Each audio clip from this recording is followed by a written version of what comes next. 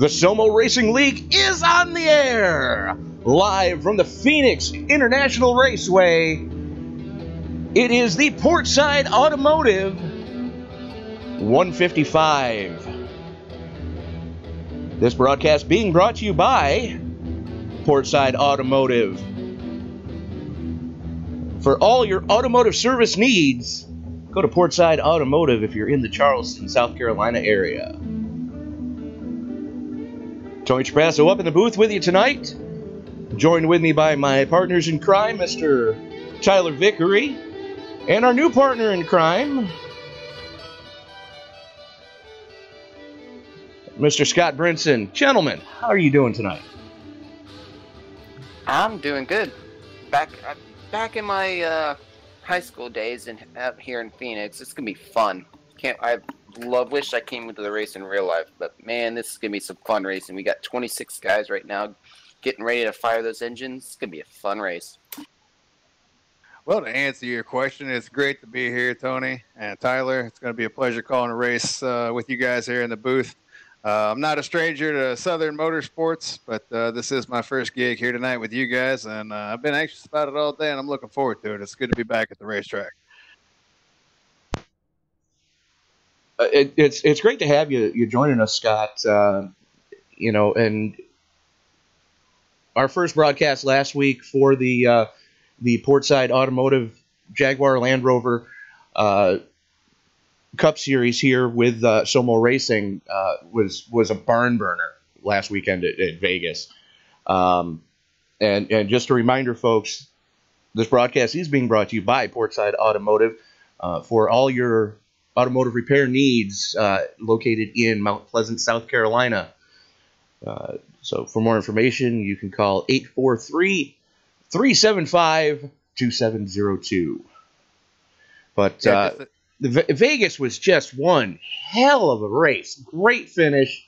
Hard-fought battles all the way through the entire event. If that's any indication, what we have to look forward to tonight is the drivers' meeting is going underway right now. I'm excited to see what happens here in the desert.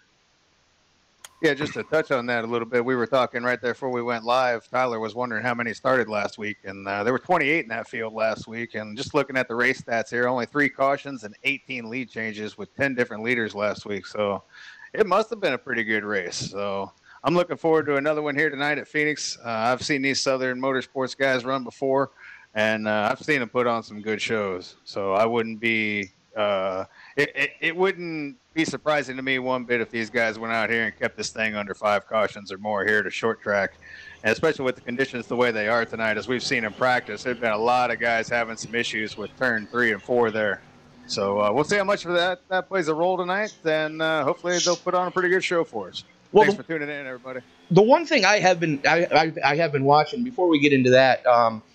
Do remind you folks, if you like what you're seeing here, don't forget to like, subscribe, and share. Also, if you do like the action that you're seeing here, you want to get involved, go ahead and wait till after the live stream is over. Go to the replay of the stream and drop a comment in the replay comment section with your iRacing screen name, and we'll get it passed along to League Management, see if we can't get you added into the action for next time. But the one thing I've been noticing is the guys that seem to be having the issues in 3 and 4 are the guys that go the lowest in the dogleg. You're talking about the dirtiest part of the track. You're down on the apron, and you've got so much junk being picked up on the tires that by the time you get to the 3-4 complex, the car's twitchy. Yeah, I recently jumped into the car myself just to see how the track is, as I've ran many laps in other series with this car, and that 3-4 complex, it's very tricky. A lot of the times myself, I'd stay above and just run the dog leg, but it's a whole different animal when you get 3 and 4. 3, if you high arc it and go down low, you have to just watch it on the gas, because there has been times where if any of the drivers get on the gas too early, they'll loop it around or end up oversteering the car, back end spins out on you, and melee ensues. Melee, I like that. That's the polite way to put it. Yeah, I've seen a fair share of races, including some races I have been involved in, or even I've made a mistake and hoping that it would just be myself involved, it just being a self spin, and ends up being a 10 to 20 car wreck. Yeah, and the other problem here is coming off of turn 4, you're basically facing a funnel. The narrowest part of the track is the front straightaway. Yeah, and I believe because of the banking as well, Phoenix doesn't have a lot of banking. I believe turn 4 has about, I want to say, 10 or 11 degrees of banking. But right at the end of turn 4 going in the straightaway, it just immediately drops down to 0 degrees, just so a plain flat straightaway, which it'll probably catch some of these cars off balance, and it'll also throw them around. Well, the most important thing of the evening is going to be taking care of those tires. If these guys go out there and cook up them tires in the first 10, 15 laps, they're going to be going around pretty soon, and we're going to have to sit through all the cautions if that's going to breed, if that's the case. So I look for these guys to take it easy early and protect the tires a little bit, and then as we get to the middle stages and the later stages of the race, I look for people to really start to push it. Now, speaking of stages, we did talk to league management earlier, and they did tell us that we're looking at lap 45 and lap 90 are going to be the 2 competition cautions tonight. Yep, that'll be a first for me. This will be my first race with the stages involved in it. I'm looking forward to that. Not a big fan of the whole competition caution thing, but it does add a little bit of drama to the points battle. TV. Well, no, for the points battle, it does add a little bit of drama because they do pay out points for the top 10 finishers in the stages. Yep, just like NASCAR does. That was why NASCAR implemented it, though. It was just mainly for TV. Give everybody, something to root for, make their driver have a chance to make the playoffs. Makes it more interesting. I completely understand why they did it. I'm with you, Tony. I'm not really for it, but I completely understand why they did it. Yeah, that's almost in the same boat I am. I'd rather see just to have at it, get whoever has the most points at the end of the year wins it. As like how it's based on the real life Monster Energy Cup has been. The only time I think there has been a true champion has been this past year, Martin Truex. That's the only time I feel like the points have been very justified. But I'm in the same boat. Well, now here's the thing too. If you take a look at, I'll give you folks an example. If you look back at the race that we covered last night with the Top Fuel Series, awesome event. Don't get what I'm about to say is twisted. But I'm still surprised how we did last night. Well, that was what I was going to bring up, Scott. With that race last night, there was one caution on lap 1, and that was it. We went green on lap 4, and there were no other incidences, and it was green flag stops, and you saw the field get more and more strung out as the event went on. And we were at Gateway, folks, so we feel pretty proud about that as a league today. I know a lot of the guys are just happy about that because we've had some really bad races recently, so that was a good one for us. Well, but what I'm getting at is that the first caution came out solely to cold tires. Definitely. And then once everybody got their feet under them, it kind of became Tyler and I, we were kind of struggling at times to come up with things to talk about because, the guys that were out front were kind of stinking up the show. Yeah, it was shocking because a lot of the times I had to throw in their fuel mileage because we ended up the eventual winner, Ronnie Osmer, as well as the other two that finished on podium. They ended up finishing the race 41 laps stint. And it was just basically a fuel mileage race at the end that caught a lot of us off guard. Right, but what I'm getting at as far as the plus side to the competition cautions is you do have a chance to kind of reset the field, and you're not doing 150 straight laps of run, green flag pit stop. Got to bang your marks absolutely perfect. I mean, yes, you do have to be on your marks when you go for a pit stop, but there's a little bit of leeway early on. You can come back from a mistake early on with a competition caution in stage racing, and that's kind of where I was going with that whole lead in. Yeah, and you're absolutely right about that, because if there's one person that can count for that, it's me. I took the pole, led the first, I don't know how many laps. Me and Mark switched it back and forth, and me and Mark went in the pits, both got penalties, and we were never able to recover from it because it went green the entire race. So, yeah, you're right about that. It's those two competition cautions could make the entire difference of someone's evening. Absolutely. And qualifying underway right now, Joe Mitchell sitting top of the leaderboard of the 25.6. 25.663. Brayden Johnson, last week's winner, throwing the gauntlet back at him with a 25.693. He and Seth Hatchell actually tied right now at 25.693. So, throw a blanket over the top. Shoot, 4? They're less than a tenth of a second between the top 4. So yeah, we're not done yet. They still got time. We're only halfway through qualifying, so that could still change with open qualifying here. These guys are able to go out there and run as many laps as they can squeeze in. So, and it just changed. Brayden Johnson just took the pole. There it is. Definitely a little bit of love lost between the 12 and the 86 there. But yeah, I saw that. Yeah. But the thing is, Brayden Johnson barely pulled off that pole time by 4 thousandths of a second. Again, it's a very tight field. You're now the top 5, less than a tenth separating them. But when we talked to Johnson last week in Victory Lane, he did say that he was looking forward to coming here.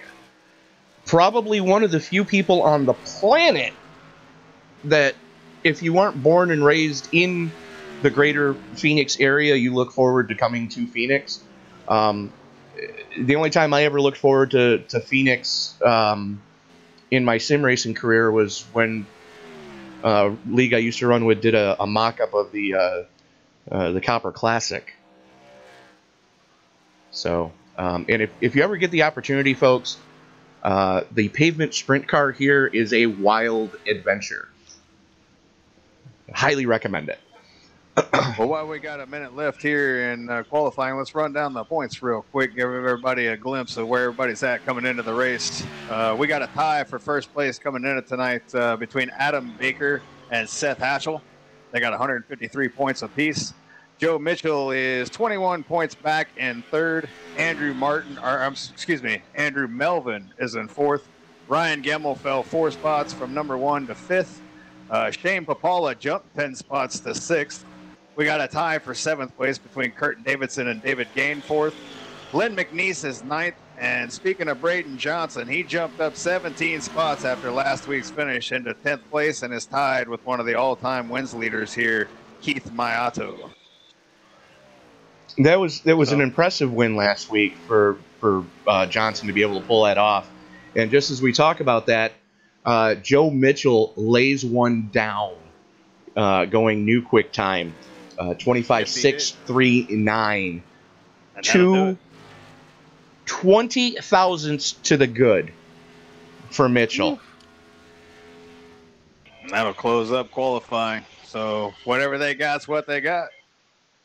Ready to go racing. Looks like 6 non-qualifiers back there.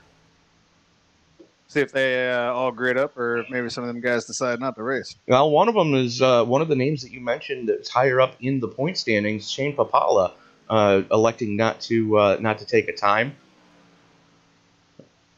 Tony Rice, Buzz Cohen, Ron Holyfield, and Michael Palmer not electing to take time. So, just waiting for the cars to grid up here. You gonna do the whole grid, or you gonna pass it over to me after 10? Or I'll let you guys do the grid between the two of y'all. All right. You want me? Go ahead, Tyler. I'll let you start. All right. Well, my timing's going off like crazy. Okay, right now. I'll start it then. Starting up on the point, laying down an unofficial track record of 25.639, Mr. Joe Mitchell. He's joined on the front row with last week's winner, Mr. Brayden Johnson. Row number 2 is going to go to Seth Hatchell and Adam Baker. Row 3 is going to see Mason Clark and Chris Simard. Row 4 is going to see Lupe Gonzalez and Aaron Mulrooney. And row 5 is going to see Tom Clayton and Ryan Gamel. Row 6 will be Curtis Martin and Tyler Pluff. Row 7 will be Jeff Sharp and Justin Rogers. Paul Zoda and Jeff Glockner will start back there in the 8th row. Lynn McNeese and Billy Howard start in the 9th row. Brian Neff and Johnny McCulchuk will start 19th and 20th in the 10th row. Then row 11 will be John Esty. I hope I said that right. Yep. Then side by side with him will be Shane Papala. Row 12 will be Jay Felton. And then also alongside with him will be Paz Cohen. Row 13 will be Ron Hollifield and Tony Rice. And then leading at the end of the field will be 31 of Michael Palmer. John's name is actually Estes. It's John Estes. Estes, okay. I know John. All right, How you doing, John? I ain't talked to you in a minute, buddy. When you watch the broadcast. 27 cars gridded up here tonight. We got 20. Oh, yeah. We're still missing. Who are we missing then? Good question. Because on my end, on my timing, it says 26. Yeah, I'm seeing one didn't grid up out there. Looks like about the 11th or 12th row on the inside. Somebody may be choosing to start from pit road. Good possibility there. Anticipating the early carnage. Again? Oh, no, it was John Estes. He fell through, actually. Speak of the devil. You're not wrong. Fortunately for him. That's really unfortunate there. Yeah, that's bad timing. If that would have happened a couple minutes sooner, he would have been able to get back in here. But terrible timing in that sense. One thing you can't control, though, is the internet. But here we go. Get us going, Tony. All right, pace car getting ready to turn on in. Coming out of turn number 4. Joe Mitchell has control of the field. Not wasting any bit of time. Picks up the trigger. And we are live. Brayden Johnson getting a great jump from the outside. Row number 1 starting spot. He's already doing battle. That is the 8th of, there we go. Seth Hatchell right on his back bumper. They take it through the dog leg, take it through turn 3 and 4 for one full lap. We are still clean and green. Yes, we are. So far, so good. It looks like 5 o'clock rush hour traffic out there right now. As they were coming through the dog leg, they were about 4 rows too wide, but they got it all sorted out, and so far, so good. Johnson and Hatchell taking it side by side through the dog leg one more time. Saw those two just duking it out all race last week in Vegas. Looks like they're going to pick up right where they left off. Yeah, no blood loss found there. John Estes was able to pop right back in here, so I imagine we'll be seeing him out on the track there. But it's going to cost him a couple laps, definitely, especially here at the short track. Well, you're not wrong there. I almost got to think that Johnson might be conserving tires this early in the run as he loses another spot to Adam Baker in the 48, and he's now under pressure from Lupe Gonzalez in the 53 as they go through the 3-4 complex one more time. Yeah, that's what it looks like. And there'll probably be some guys out there do that. Like I said, tires are going to be the most important thing here, especially as you saw in practice there. A lot of guys looping it around, so tires are going to be key, as they always are. Oh, we got one right now. The 12 almost lost it. Got a little bit of contact, and it saved him. He kept her going, but, man, he was slideways there, but got a little help from his friends. Well, we're going to go to the replay on that one, see if we can here they are hauling off into turn number 1 on the replay. Yep, dirt track action collects the 04 of Curtis Martin. That knocks him back straight. Everybody doing a great job avoiding him. Yep, Kevin Green. And we go back live. We got one car in the pits right now. Tony Rice has been sitting in the pits for over 30 seconds already. Don't know if he's having an issue or if he was doing just one lap and that's it. Probably having connection issues. That Tony's one of those guys that if his connection's not perfect, he's going to go pit side and make sure it's perfect before he tries to get back out on the track. Got a nice little side-by-side battle going on between the 99 of Paul Zolta and Tyler Pluff right now. I believe that's probably one of the only battles going on currently. That is Zoda in the 99 Monkey Butt Cream. Again, folks, I'm not kidding. It's a legitimate product. I have seen it in the stores. That's funny. Yeah. I hadn't noticed that until you just said that. Now I'm seeing it. That's good stuff. Good stuff, Zoda. Looking at Tyler Pluff in the 12, I believe he's got some front left damage on that car as well due to an earlier incident. Well, when that car got sideways, yeah, that's exactly where Curtis Martin unfortunately had to tag him. No harm, no foul. I mean, you are on a short track, so aero's not as big of a factor as it would have been last week at Vegas. It's hurting him a little bit, but not too much. Look at this. He's been running side by side with Zoda for the last couple laps here. They're battling it up back here. Zoda just can't clear him. Well, Paul's got to be getting frustrated at this point because I know he wants to make that pass. Yes. In the wall. Well, bouncing off the wall there. Well, that's one thing that we were discussing Monday night was coming through the 3-4 complex. You can keep it wound up a little bit hotter on the high side coming through 3 and 4, and it's going to make the pass a little bit difficult. And then going into turn 1, you kind of need to late entry turn 1 to get a good drive off of 2. Well, Paul's doing everything he can to hold on to every spot he can right now, but it's tough on that outside. Yeah, so far the top 3 as well, giving the heads up at the front. Top 3 starting to pull away. Got about second and a half ahead of 4th right now. The top 3 are slowly but surely pulling away. Yeah, some of these guys maybe it's going to be sandbagging back here behind them too, just letting them go out there and burn up their stuff.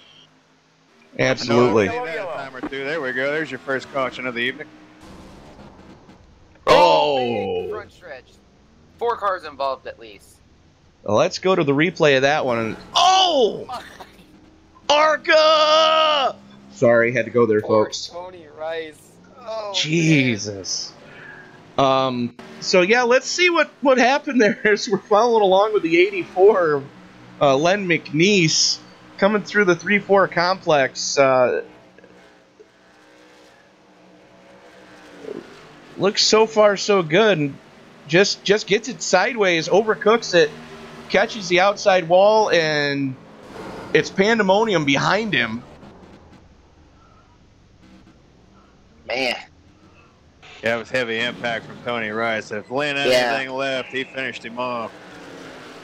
Yeah, Tony was not expecting that. He was thinking he was okay, and then that happens in front of him. Oh, man. I have a feeling Lynn was pretty much done from the hit he took from the 31, but whatever he had left, Tony made sure that was it. Yeah. Yeah. That was, the entire rear axle got knocked out of the car at that point. Yeah, it's done. He had it, though. It's over. That car was just holy crap. Cow. Let's, that's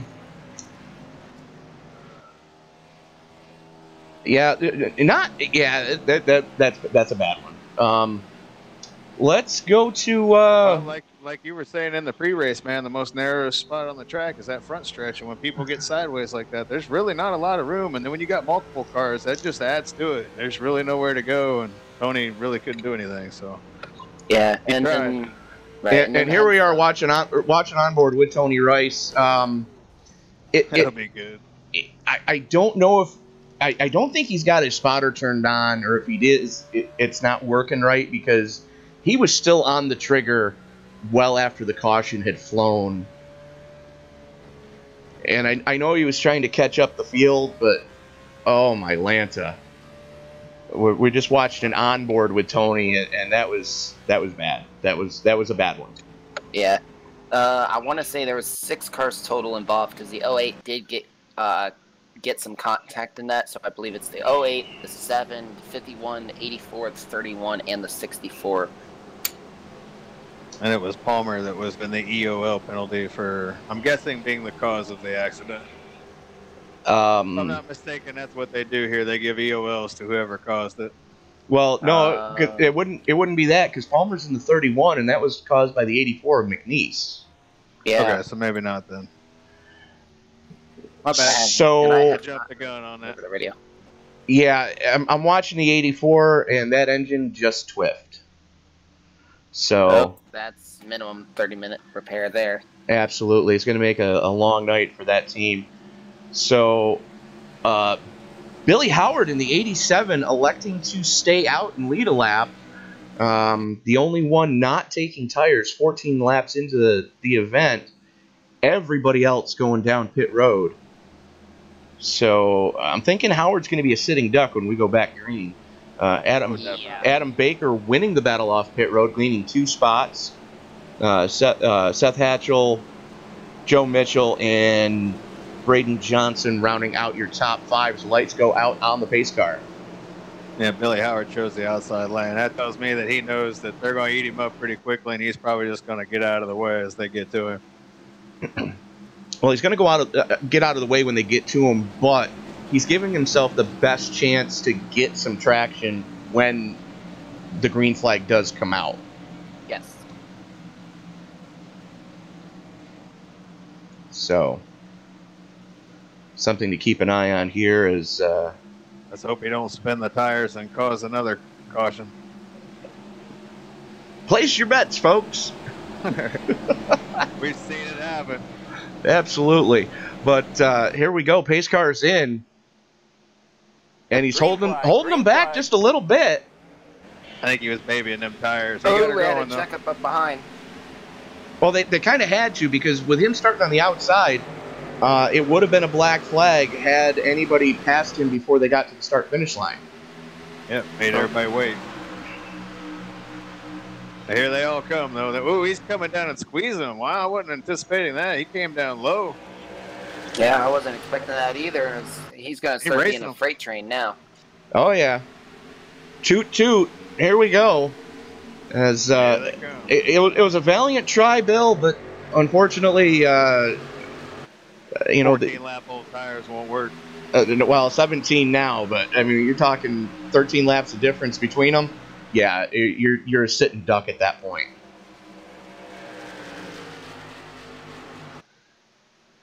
So Baker, Mitchell, Hatchell, Mulrooney, and Howard still hanging on. Nope, just getting passed by Chris Simmerd in the 77. So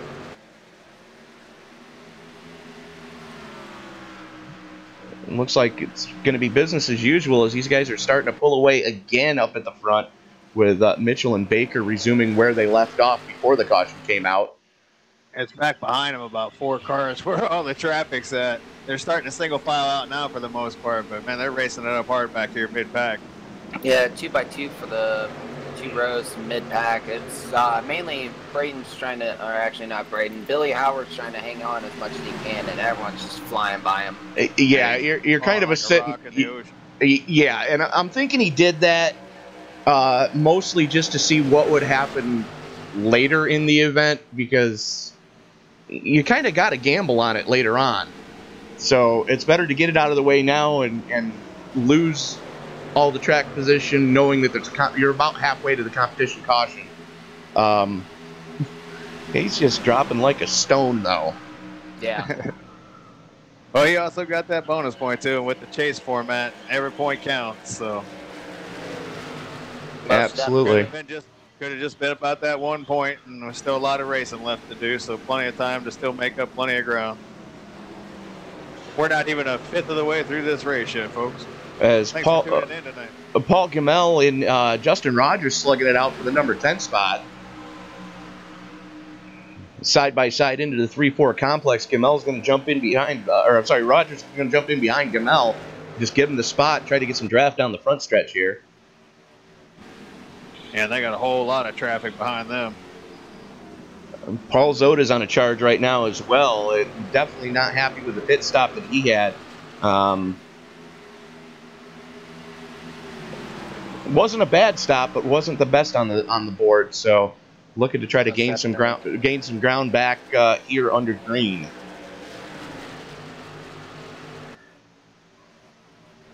Oh, we got a spinner. That was 87, Billy Howard. Yep. Yellow, yellow, yellow. We had another one on the backstretch as well. I'm trying to catch the number. I don't know which guy brought the caution out, but McCulchuk spun as well. So we had multiple spins going on there. Well, let's follow along with McCulchuk and see what happened. Just tags the wall coming out of 1. Down across the, yeah, that's the one that's going to have brought out the caution.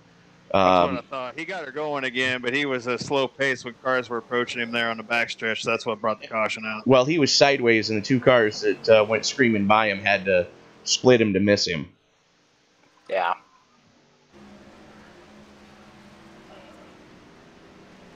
So, anybody you guys want to talk to, just bring them right down into the booth. Well, let's see. Who we got in there tonight? Got a few guys.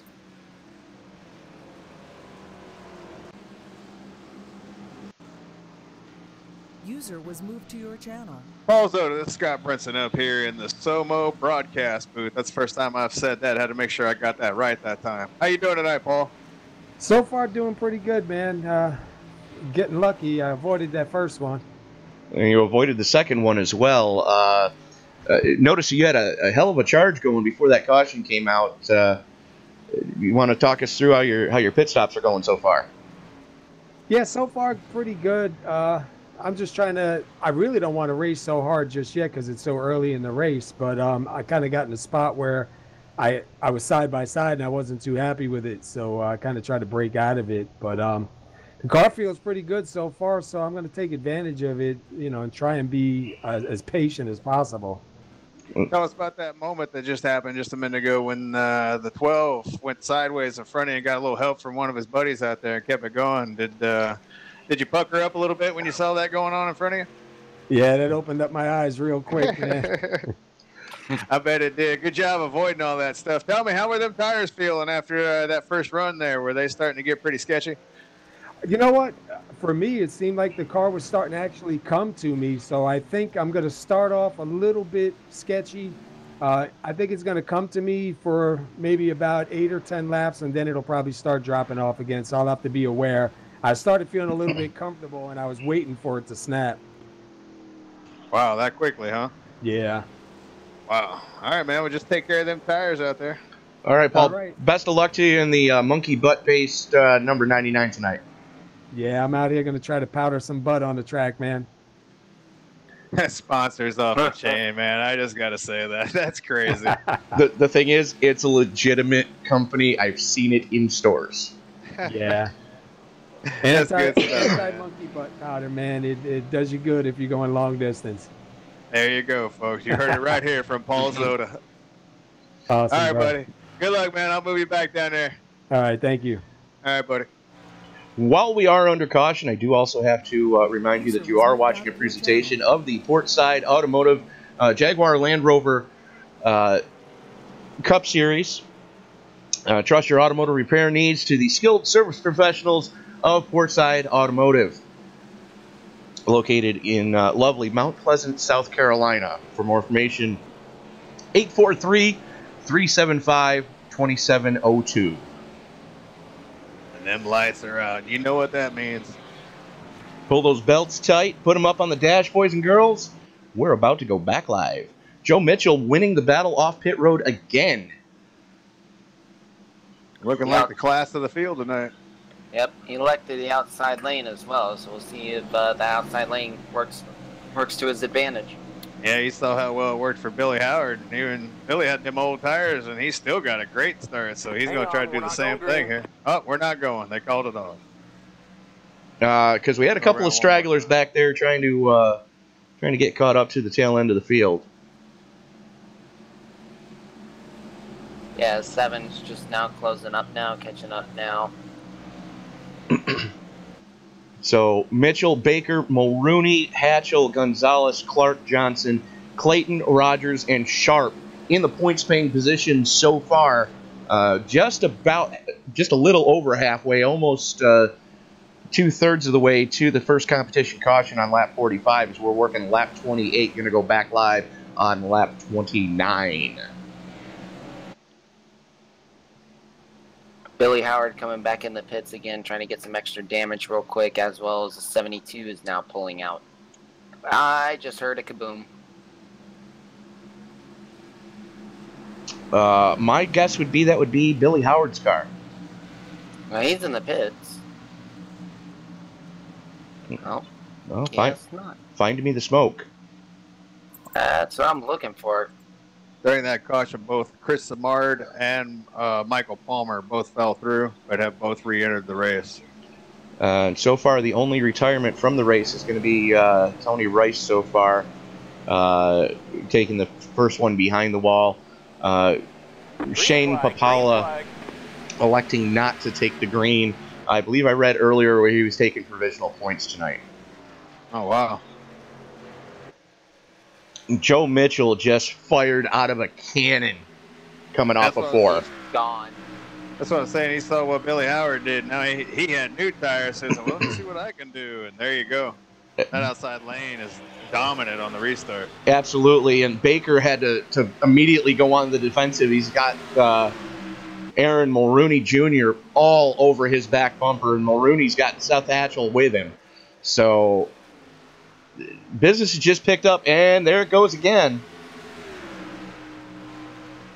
I was just about to say, already the leaders have traffic in front of them, but the 87 pulling down below the yellow line there looks like he's headed back towards the pits. I don't think he had a choice. I think he got sketchy coming out of 2. Yeah, probably better go into the pits than wreck in front of the leaders and take out the whole front of the field. Indeed. So the problems continue for Billy Howard. Tough break for him. Meanwhile, up in front, still slugging it away for the transfer spots.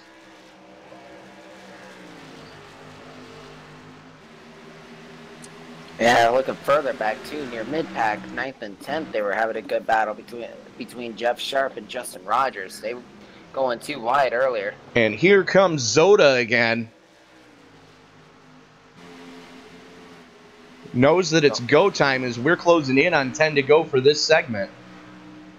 Yep, he's one spot away from getting into that top 10, that final point for the stage. So, and we've seen it before that 1 point could mean the difference between winning and losing a championship. That's right. Every point matters. I will stress that till the day I die. Every single point matters, no matter what you're doing. If there's points involved, get as many of them as you can. Be greedy with them. Yeah, but I think the front half of the field's starting to really get busy. 38 just made a really good pass on the 53 of Lupe Gonzalez. Absolutely. Just powered right around the outside coming through the dog leg.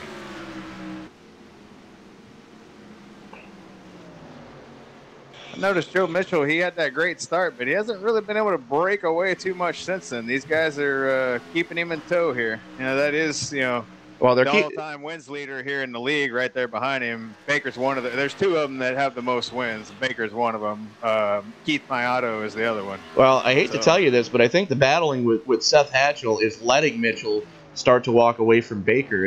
He's now got that lead over a second to the good as Hatchell goes to the inside of Baker. Yeah, they're racing it up a little bit, but you would have thought with that restart that he got that he'd just go out there and march away with it. But he hasn't exactly marched away yet. But he might. It's at a steady pace, though. At a steady pace, though, he's starting to gap him. He's up to a second and a half already. But the thing about stage racing is it's like doing fishing. You just reel them back in after a few minutes. Check your bait. Yep. As we are 10 to go before that competition caution comes out. Mitchell, a second and a half to the good. Gonzalez has reeled back in Mason Clark as, we were about to say, for those of you who get the reference, it must have been the shoes because he made the pass look easy earlier, and Gonzalez is coming back on him going, I don't think so.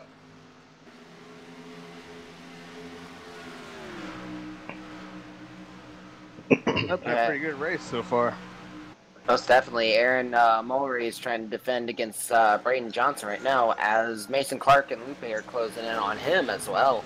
Well, Curtis Martin and Paul Zoda are slugging it out for 11th right now.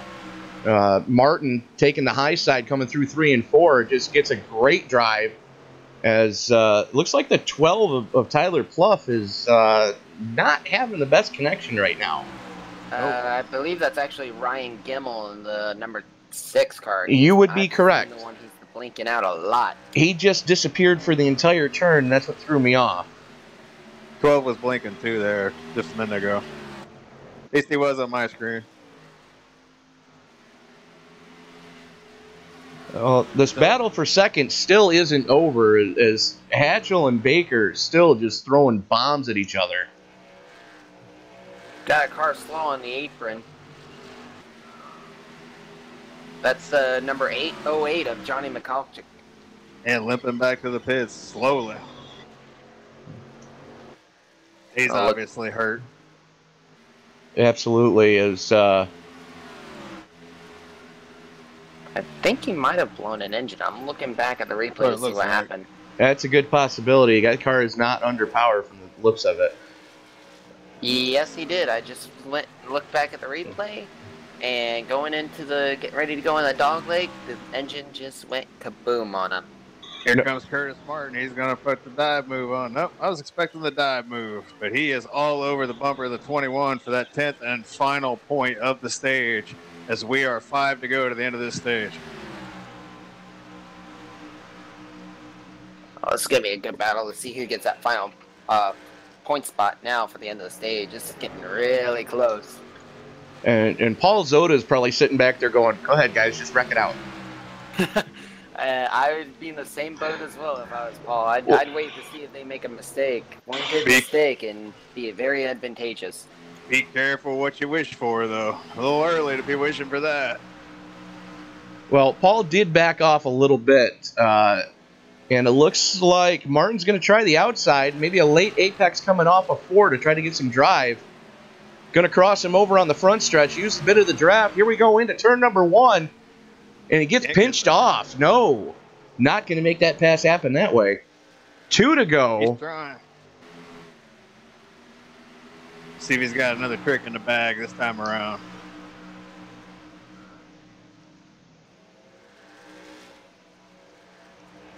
Ooh, 21 checked up a little bit there. He's going to try it again.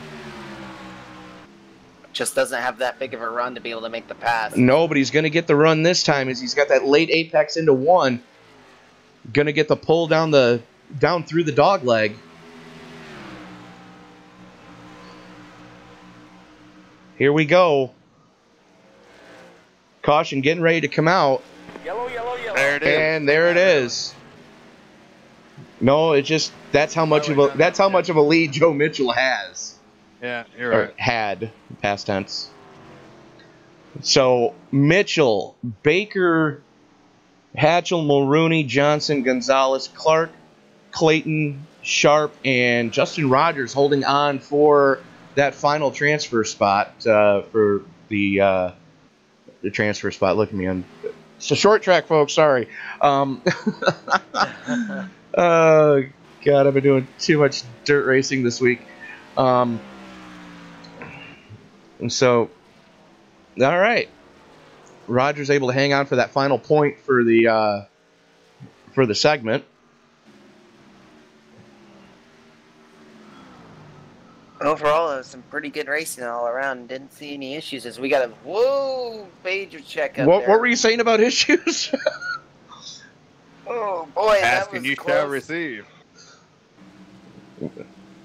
I believe that's what you refer to as a first you say it, then you do it kind of moment. Yeah. Oops. Yeah, that was a big checkup. Someone must have been slow, and the whole field was.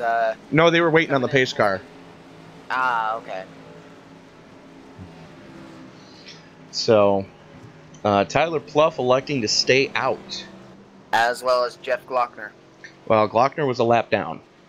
Oh, okay. Based on my timing, it's saying he's on the lead lap as well. He is now. Okay. Oh, no, yeah, no, you're right. Glockner staying out. I'm sorry, I was looking at the 72 for some reason. Going, that's not Glockner. All good, Tony. All good. And leave me alone. I haven't had caffeine. So anyways, oh golly. So anywho, You are watching a presentation of the Portside Land Rover and Jaguar SOMO Cup Series, live from Phoenix International Speedway. International Raceway, PIR. For all your automotive repair needs, skilled service professionals at Portside, give them a call at 843-375-2702. That is in Mount Pleasant, South Carolina, one of the beautiful suburbs of the Charleston area. So if you are in the greater Charleston Metroplex, go ahead and give the lovely people at Portside a call next time you need your vehicle repaired. They don't just work on Land Rovers and Jaguars. They can handle your old Ford or Chevy as well.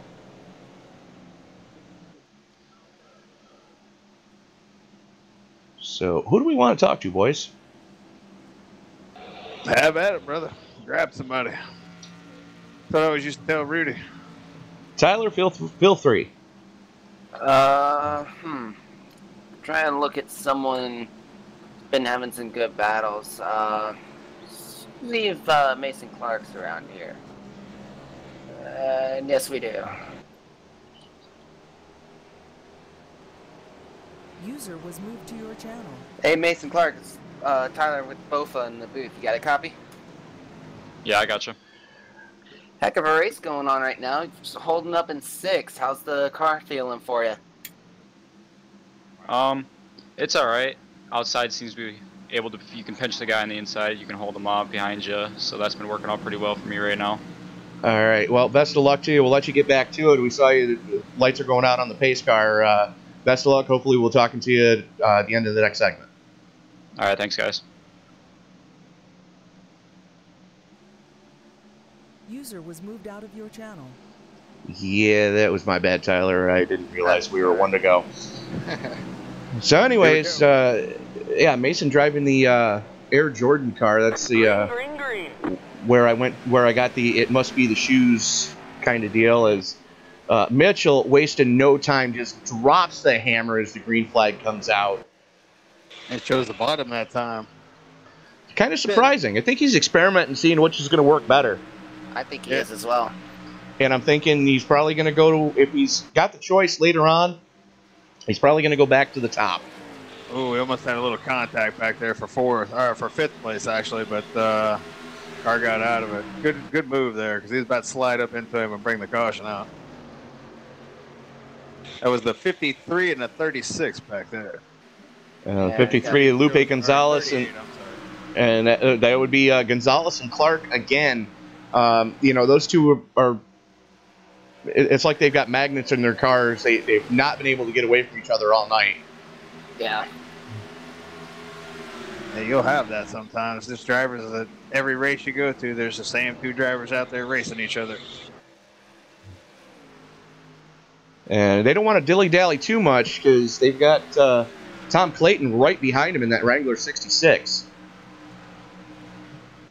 Paul Zoda must have had an issue as he is 11 seconds behind. Ooh, actually, looking back at it, looks like he got loose. Looking back at it, it looks like he may have had help because that car looks like it's been backed into a telephone pole. Yes, it does. Watching the replay, it looks like he spun it all by himself in turn 4, and when he looped it around, I don't think he hit anything. Ooh, looking at the replay, actually Tyler Pluff made some contact with him after Zoda was sitting on the inside wall there at the end of turn 4. Yeah, and there we go. All right, 7 on the backstretch. Well, let's go to the replay and see what happened to Ron Holyfield. Just a little too low coming through the dog leg, gets the dirtiness of the apron, tries to get it spun around, and here comes traffic. Well, it looks like he lost it before even going in. It looks like he tried to yank it down there, and it looked like he just lost it all by himself before he even got into the dog leg. Yeah, here, let's watch that again. Here he is coming down through the front stretch. Notice a little bit of damage on the front of that car already. Coming through turn 1, looks all right, and then just You'll see him yank it to the right here. He just unsettles the car. The car kicks, and there's no recovering it because you're on the arguably the dirtiest part of the track down there on the apron of the dog leg. And then comes right back up. Here comes Paul Zota. Paul doing a great job avoiding him. So that brings out the caution. And good grief. Yeah. That had to have been a scary situation for Paul there. That's probably the second of the first you say it, then you do it moments for Paul tonight. Yep. And for those of you who don't understand what a first you say it, then you do it kind of moment is, remember when you were a kid and your mom said, make sure you got clean underwear on. Why? In case you have an accident, I don't want them. Oh, okay. Mom, doesn't make a difference because it's going to come out when it happens. That's quite the analogy. You just painted a picture for everybody. Absolutely.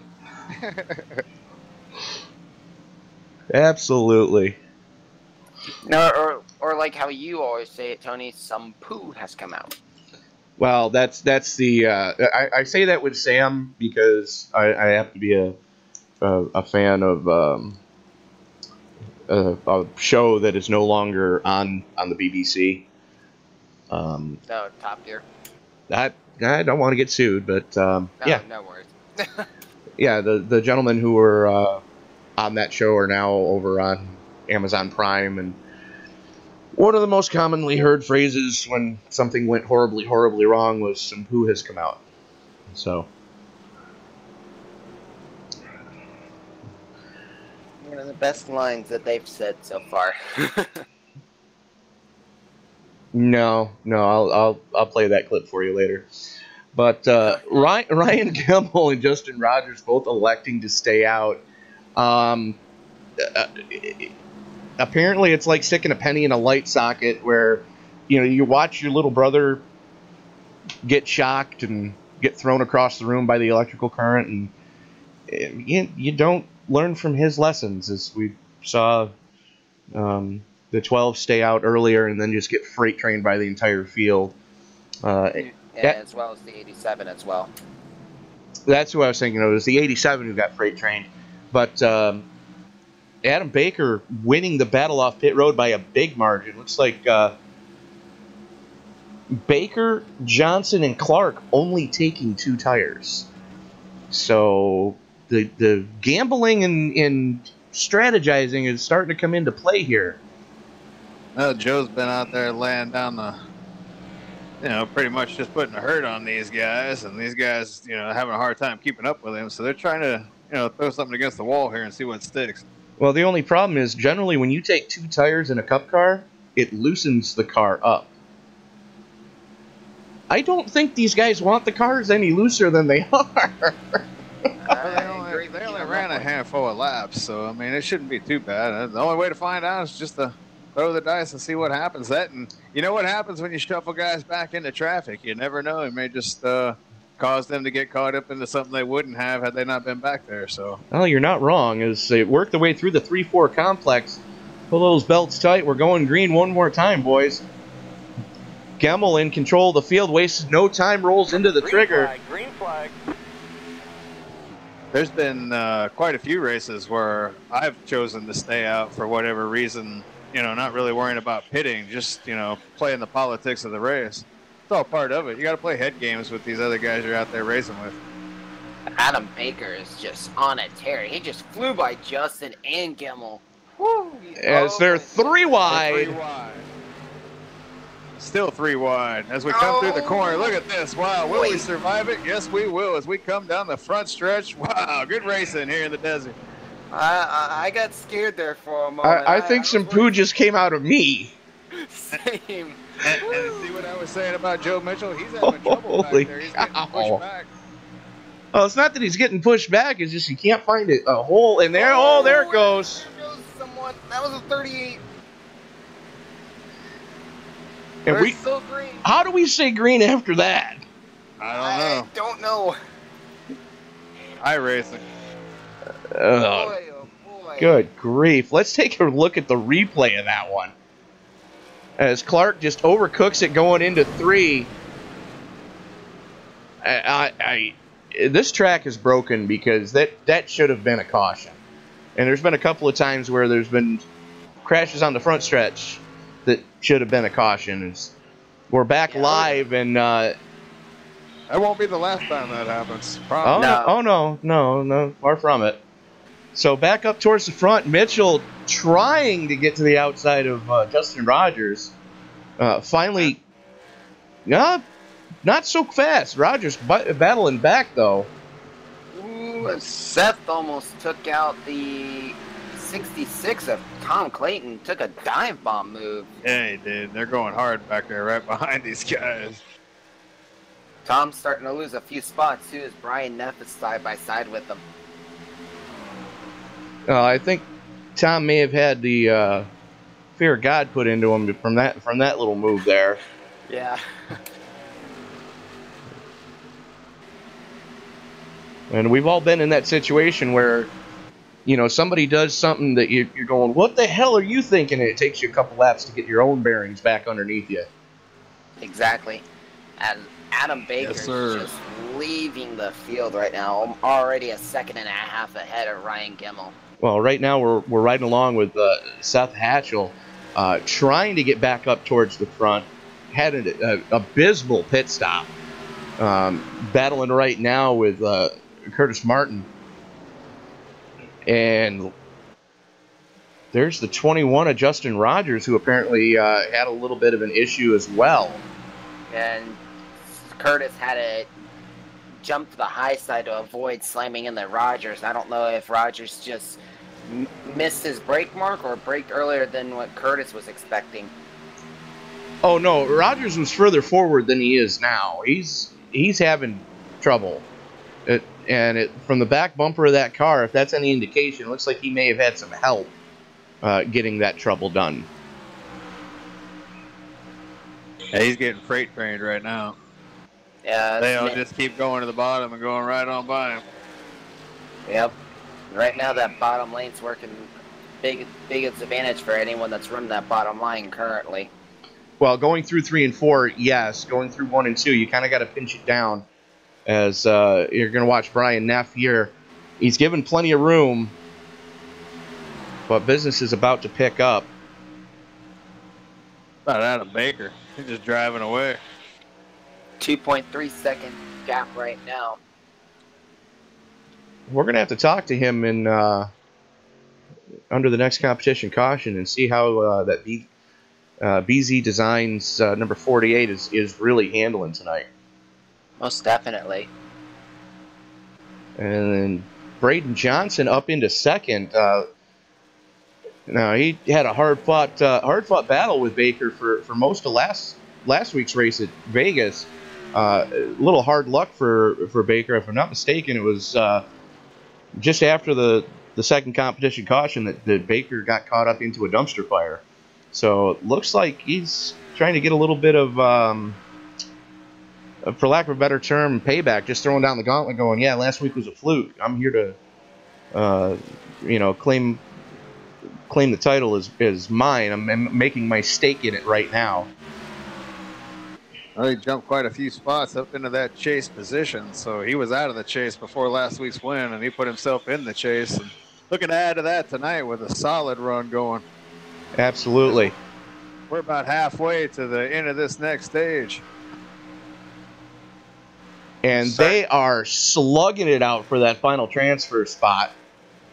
You got Neff, Martin, Rogers, and Gonzalez just throwing bombs at each other.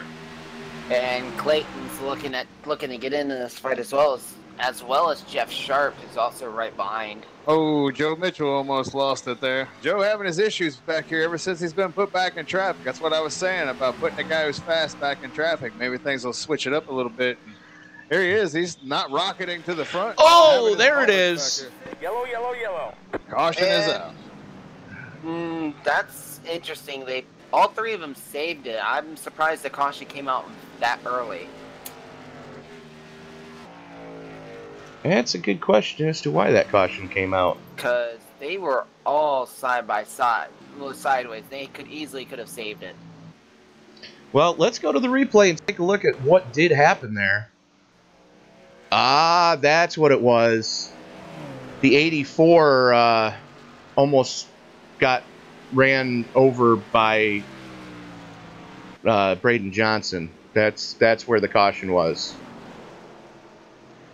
The 84, they fixed that car as best they could, but that car is still just Seen better days.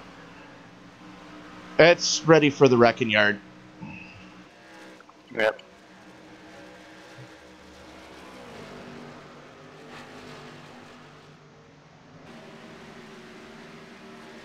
So, Oh, here they all come. Ready to come get 4 Mr. Feelgoods, please.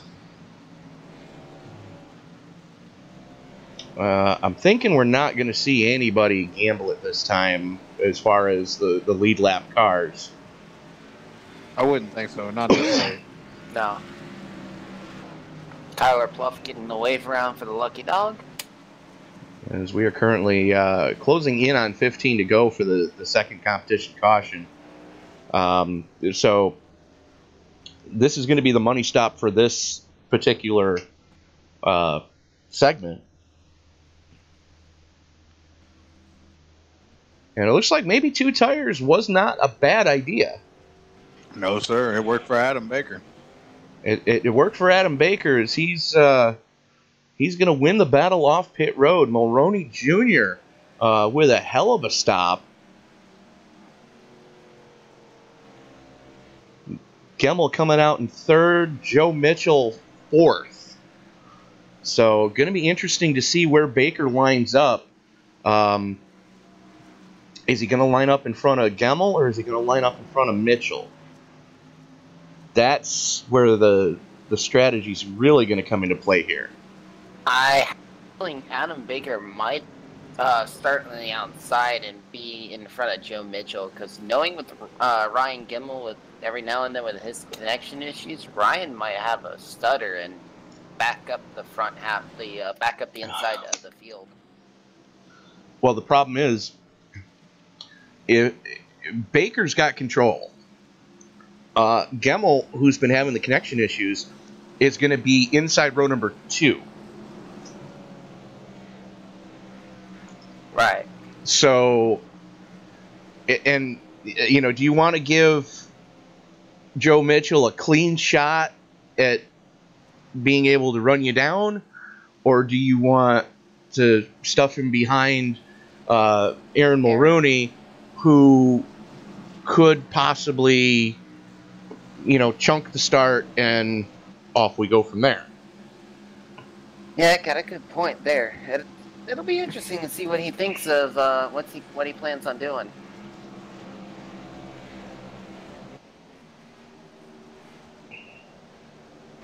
So, Well, the lights are out. We're going to find out here in just a minute.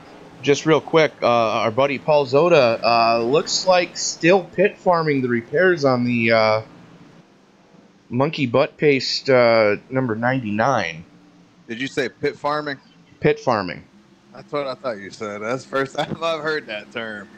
Well, with no fast repairs in this league, you've got to, you know, spend as much time on pit road letting the crew do its thing. So every chance you get to, under a caution, to come in and get some repairs done, that's what you do.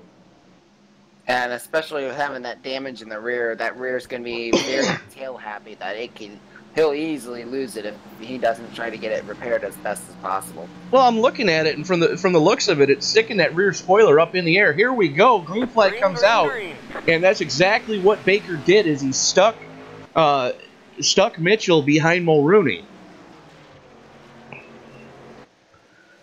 You know, Mitchell's trying to get a good run on the outside to get around Ryan Gemmel right now. He did, too. He got a good run. Here comes Seth Hatchell. He's trying to make it a 2-for-1 deal. As the 6 starts blinking again. So Hatchell up into 4th, and here comes Johnson as well. So it's what's turning into the usual suspects back up into your top 5. As Gemmel just falling like a stone. I'm thinking he's just letting cars go because he knows he's got a connection issue. Yeah. We got middle of the pack right now. We've got some 2 wide action with Paul Zoda, Mason Clark, Chris Simmert, and Jay Felton right now. The 21 just hand grenaded an engine. And that doesn't help things. Let's see what happened here. It looks like he may have had some help. That would be why. Ooh, yep, that definitely will do it. That would explain why the 21 is smoking. Yellow flag is out. Well, Caution is out. As the 33 is parked sideways, may have gotten into the oil from the 21, as they're on the front straightaway now. Let's go to the replay on that one. And looks just, like 33 lost it. Ooh. or is commonly referred to as stepping on one's own crank. Yep, and Brian Neff barely avoided it as well.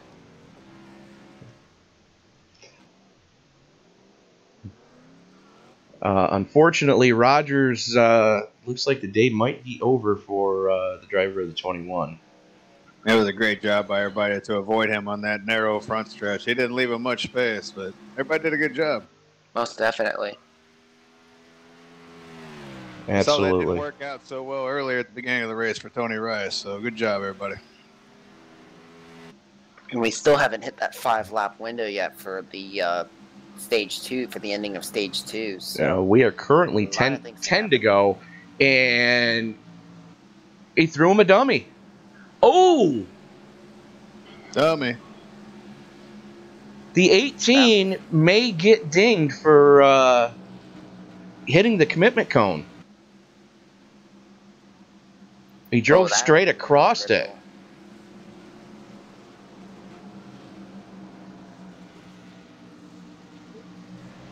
Let's go to the replay on that one. The 36 as well. The 36 also would have hit the commitment cone as well. Well, watch the nose of the 18. You'll see the red spot. You'll see it right there. Oh no, they've got the commitment cone inside. Okay, they're running a different. Yeah. No, he's okay. Okay. They're running the. I believe that's the IndyCar commitment cone instead of the Cup commitment cone, because the Cup one is before the pit wall and the IndyCar is after the pit wall.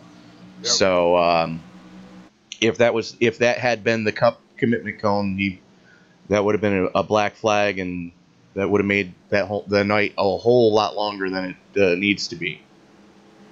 Yes, indeed. But yeah, the cones are actually a little bit further down pit road. As the 24 of Jeff Glockner gets the lucky dog, he'll be back on the lead lap now. All right, so What number caution is this? Number 5? Let's find out. I think it's number 5.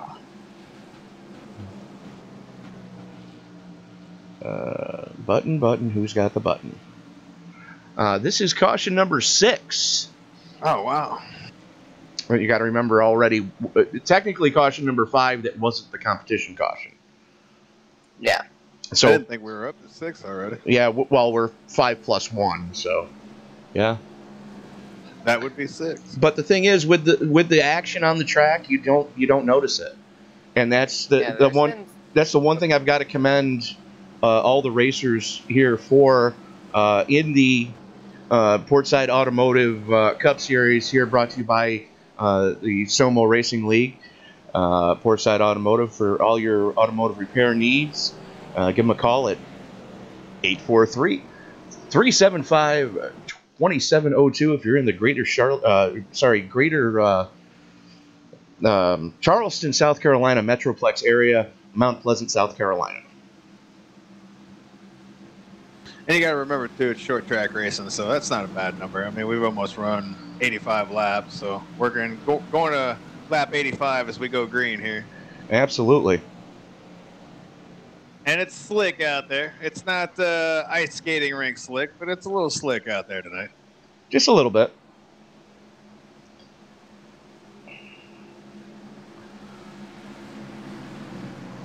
Looks like currently we have 17 cars on the lead lap right now, and 3 cars already in the garage. Johnny McCulloch, Tony Rice, and Shane Papala. And it looks like Joe Mitchell got a better jump that time. Adam Baker out to a huge lead right now. Already 3, almost 4 tenths to the good over Aaron Mulrooney. Yeah, Adam's looking strong. He's not the all-time wins leader here in SOMO for nothing.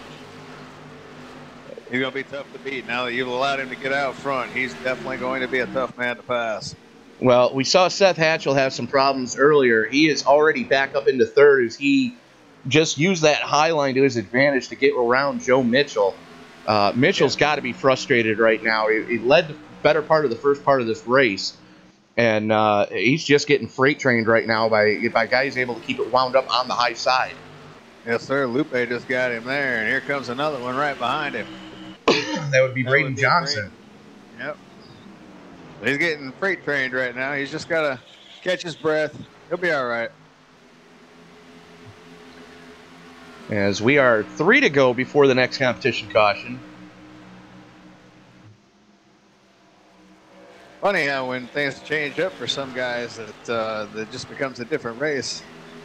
Absolutely. Everybody's experienced it. Everybody's done sim racing has experienced that before. Yes. Johnson sideways. Whoa. Yeah. No traction down there. And that was the one thing that we were noticing Monday night when I was here with the Paskey's Truck League, is when you go to pinch it down in turn 1, you're definitely going to be along for the ride because the transition is so violent the lower you go through that turn. Well, we're coming down to the final 2 laps of this stage, and boy, they are battling it up right now. Oh, 3 wide. 3 wide. They got some. And there it goes. He saves it. That's a kick save. Ooh, that was close. Little contact. He's gonna lose out on the bonus point, but oh my. Let's see that again. Yellow flag is out. Caution is out. There we go. Into stage 2.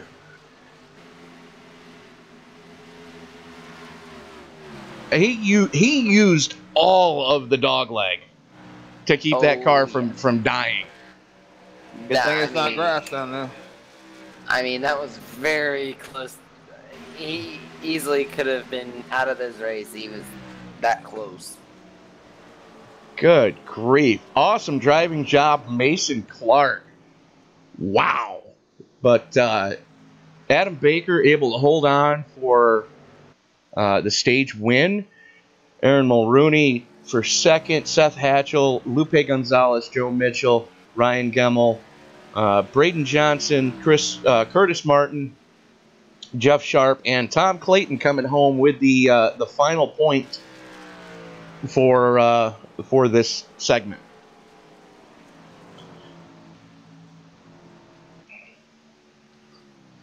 So 2 segments in the books.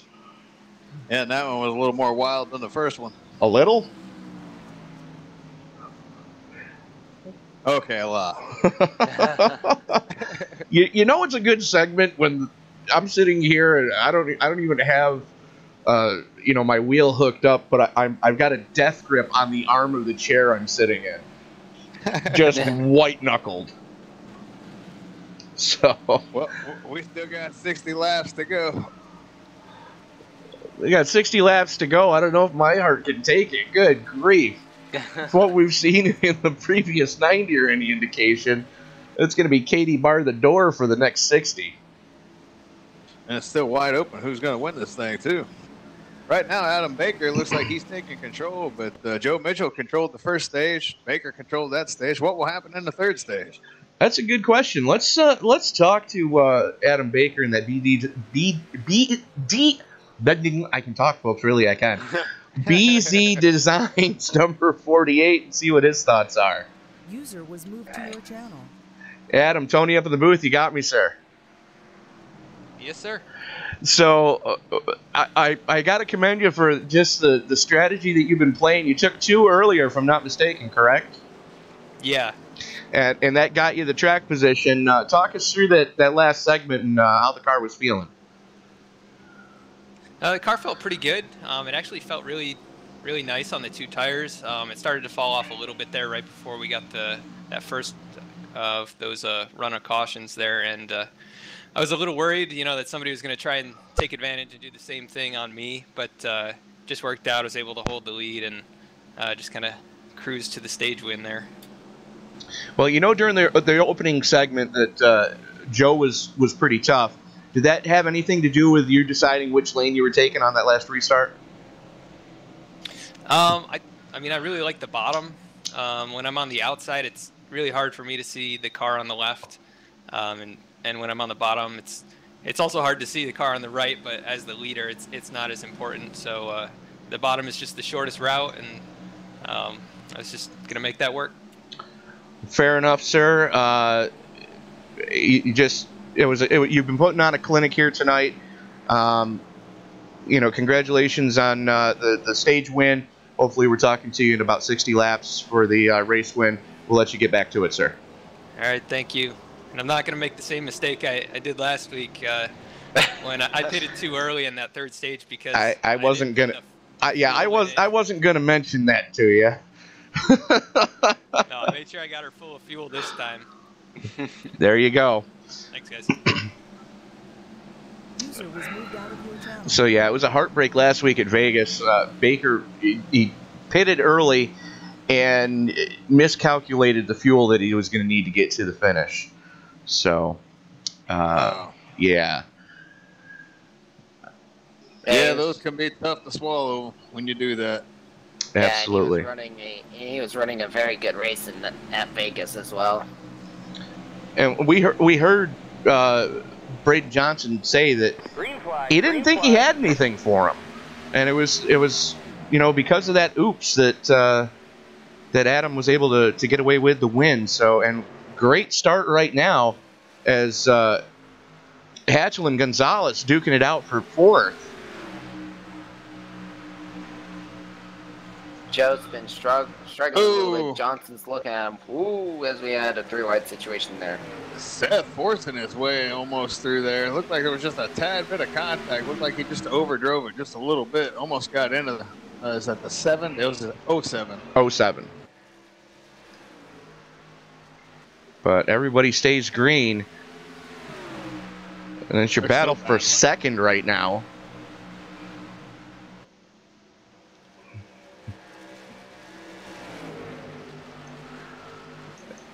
Good battles all around right now.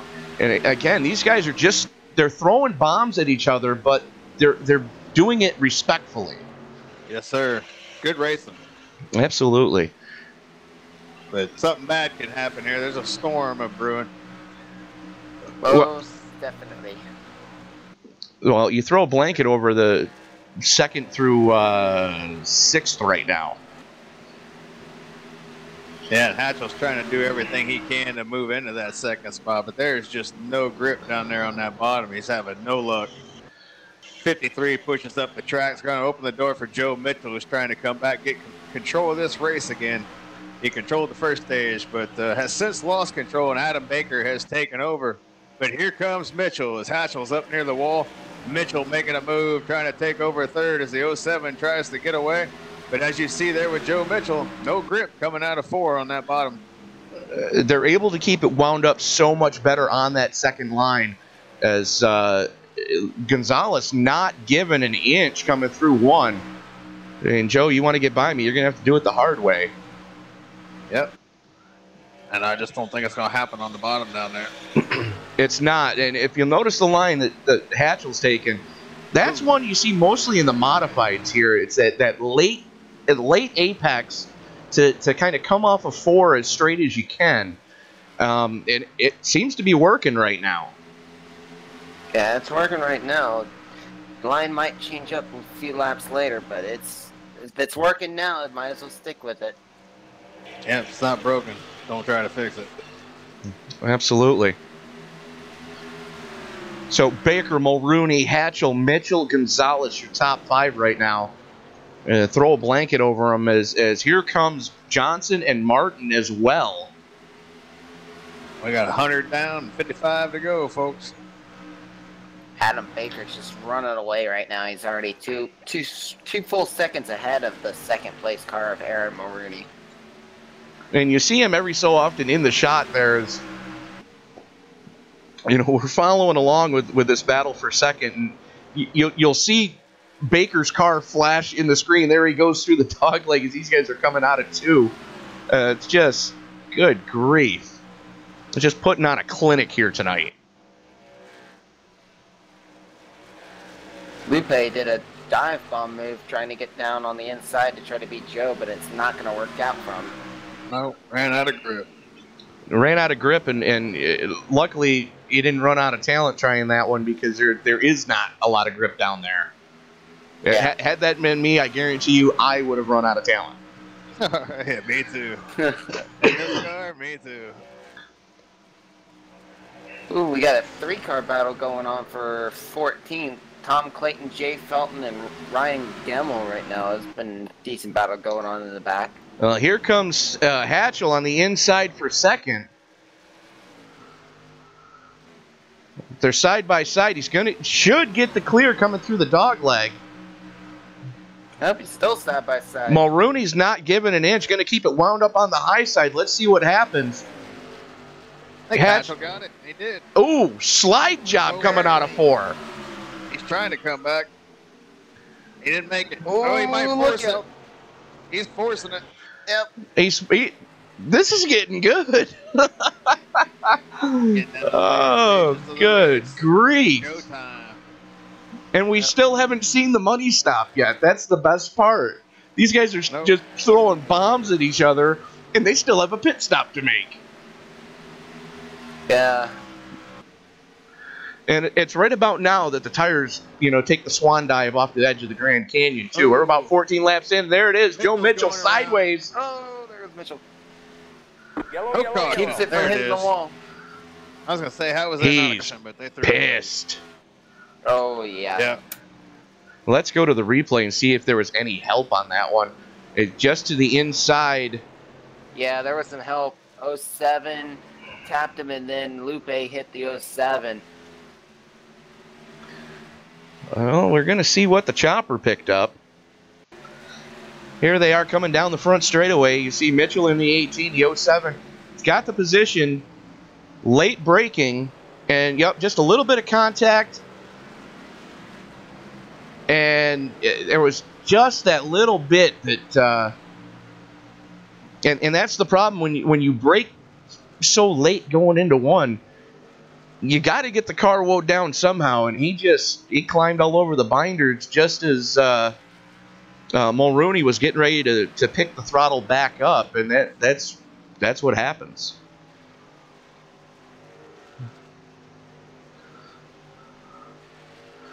Caution number 7.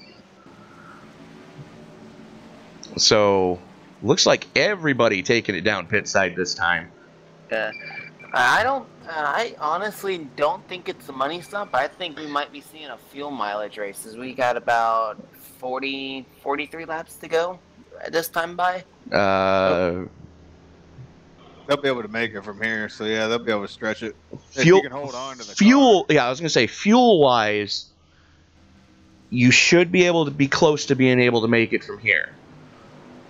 Tire-wise, good luck. Yeah, tire-wise, that's a different story. Yeah, that's just the question. There'll definitely be some guys out there, though, that could go to the distance. I definitely wouldn't put it past these guys. But, yeah, it's going to come down to tires. So I would look for guys to – some of these guys are going to hang back when we get restarted here. You'll see some of these guys hanging back and not pushing it, just letting these guys go out and burn up their stuff and then try to push it to the end. I think we can definitely say Joe is probably going to end up having to pit again, because I think I can guarantee with Joe restarting at 16th after that melee, Joe's going to be out for blood. Yeah, he'll be burning up his stuff. There won't be no tire left on that car. Without a doubt. So the one that I've got to kind of be concerned about right now is our good friend Paul Zoda, because if you notice, there's Paul in the 99. There's Joe Mitchell in the 18. So,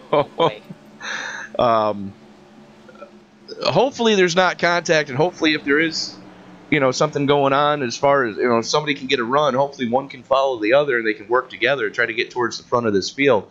But they've got a hell of a lot of cars to go through. Brian Neff's been running good. He's currently sitting in 10th. Mason Clark in the 38's been running real well. Curtis Martin, they've got a strong field in front of them. So it's going to be yeoman's work to try to get back up there. Most definitely.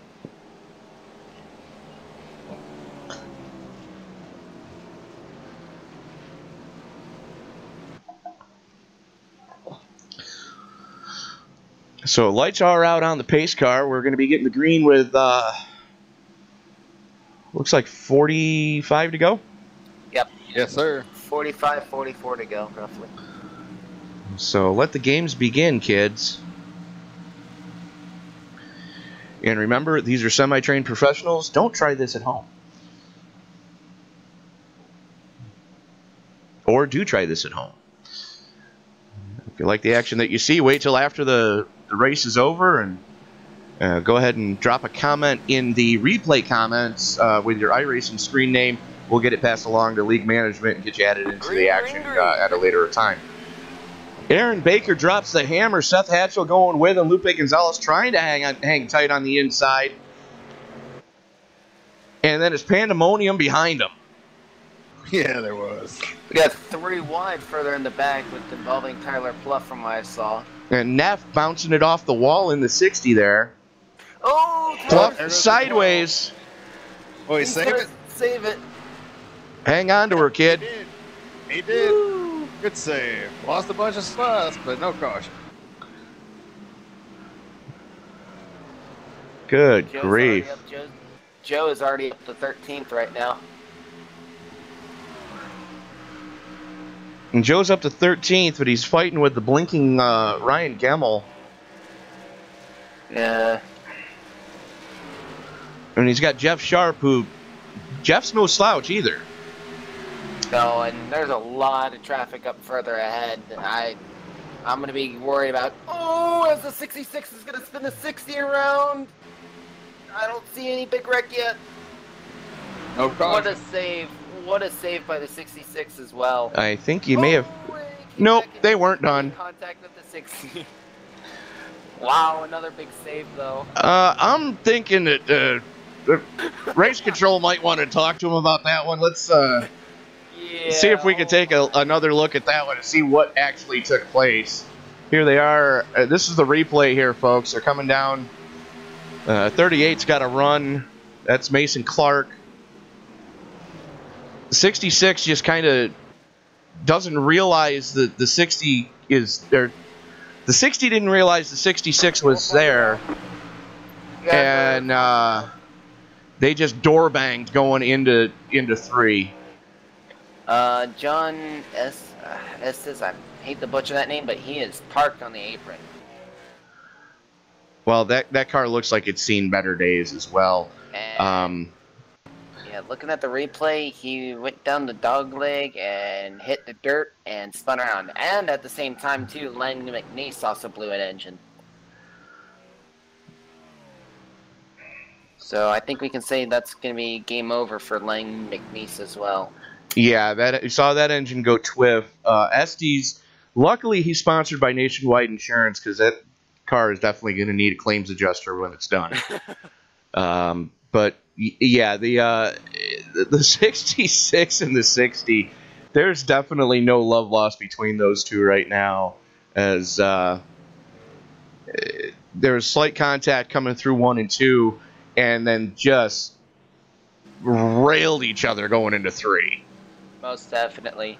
As the leader, all the leaders are going to come into the pit stops now. This is going to be the money stop in my opinion. I'm thinking no, because tires aren't going to last that long, my friend.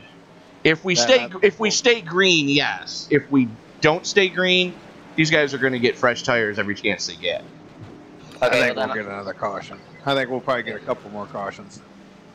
Yeah, probably, especially with the way the 66 and 60 are running. But I mean, you never know. Ooh, as Adam pulled a little too far forward in his pit box.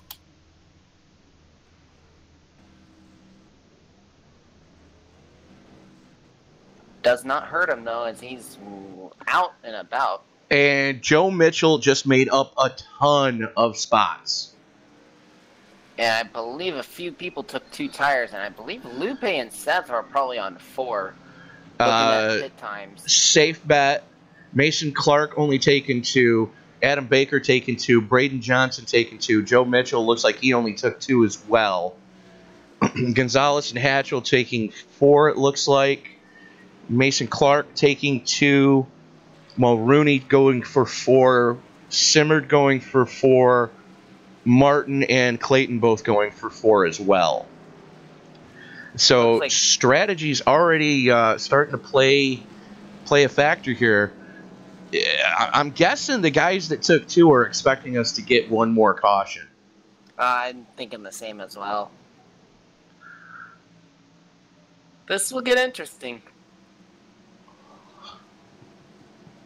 That's one way to put it. Yeah, they're going to lay all their cards on the table at this point once we go back to green. Everybody's going to be trying to get every position they can. You're not wrong. And especially when we'll have 35 laps to go when they're at the restart, potentially. Yeah, we're reaching that no friend zone. Yep.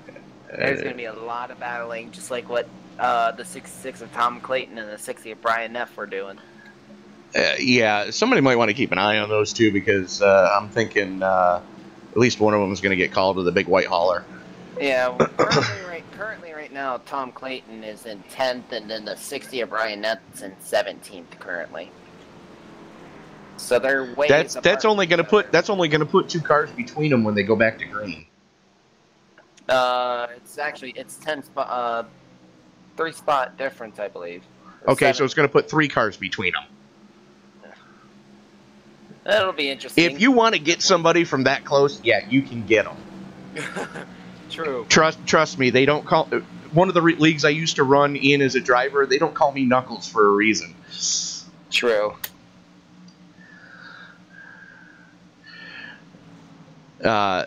So lights are out on the pace car. Baker going to lead them back to green. Last week's winner, Brayden Johnson, going to try to hang tight on that high line. And here we go. Baker rolling into it. Johnson going with him, throwing the block already on Joe Martin. He got a pretty good start there, the 36 there. One of the better starts on the outside I've seen all night. Absolutely. It looks through the corner. He pulls away from him. It looks like Johnson might be saving his tires. Here comes Gonzalez on the inside. That would make sense because he just rocketed right on down the road from him. And Gonzalez, the first one to take 4. That's why he made it look that easy.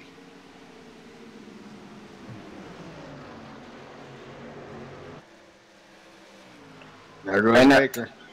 Just waving as he drives off. Well, he's waving. He's not driving off that quickly right now. Gonzalez is reeling him in. Yeah, but he's probably out there conserving a little bit of tire as well. Meanwhile, Lupe is burning up his stuff trying to get to him.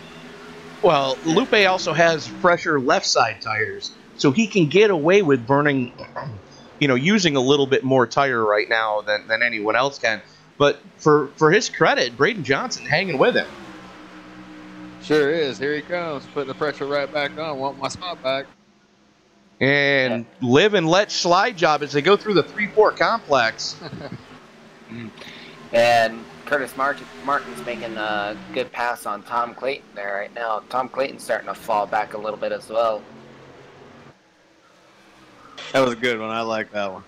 What, live and let slide job? Yeah, I grew up. My dad was a Beatles fanatic, so that was a good one. Oh no, I can't take credit for that one. I actually have to give credit where credit is due, and that was from an old ESPN when they used to do the Thursday Thunder shows, and they used to do the year in reviews. Something you heard off there? Something I heard off of there. So I got to thank Larry.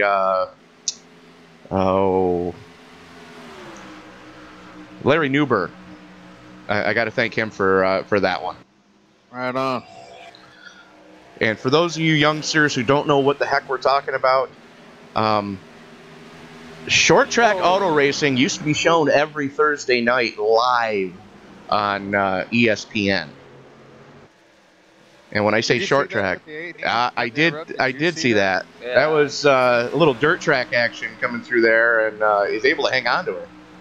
I wasn't sure if he was loose or if it looked like he was swerving for something on the track, like he saw something, or no. What was going on? I think he was hanging on for dear life at that point. One too many alcoholic beverages? No. That would be me. Oh boy. Go drunk announcer, you're home.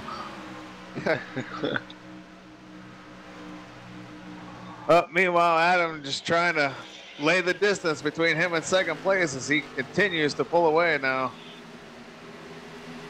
Lupe trying to hang on. We are 20 to go. Yeah, Make that 19 to go. And Tom Clayton's struggling again. Tom's falling back to 13th. He just got passed by Jeff Sharp and Tyler Pluff. He is struggling a lot.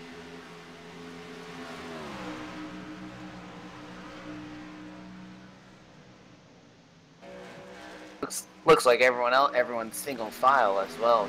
No big battles going on. Well, the biggest battle right now is your battle for fourth between Johnson and Hatchell. As Hatchell wants it, Johnson has it, and Joe Mitchell's watching it in his rearview mirror going, yeah, go ahead, guys, just burn your stuff up. Yep.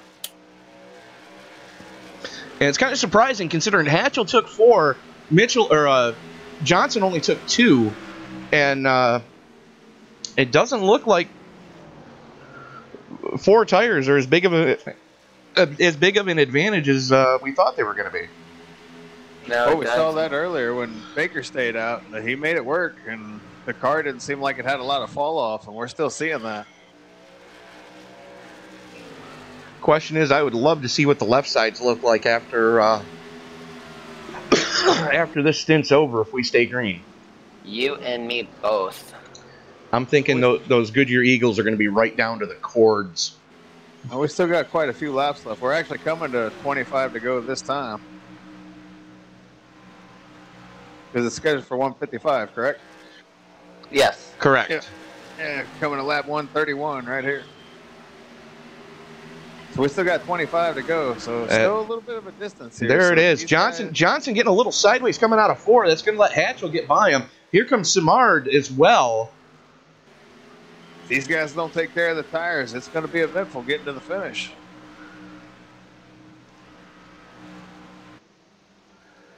And there's John Estes down on the apron, just trying to turn laps, just trying to salvage whatever points he can get.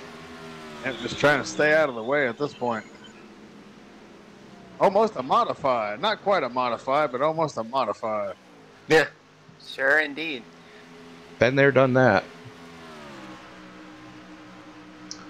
So, and Gonzalez has caught Baker. Oh, now this is going to get interesting. Back and quick. forth we go. Oh, I think he scraped the wall a little bit. He may have, yeah, looks like he might have a little bit of pancake action going on that right rear quarter. It doesn't seem to be affecting him that much. I mean, Joe Mitchell's reeling in Gonzalez. Gonzalez is able to stick with Baker. It looks like he's getting a better dog leg than Baker is. Yeah.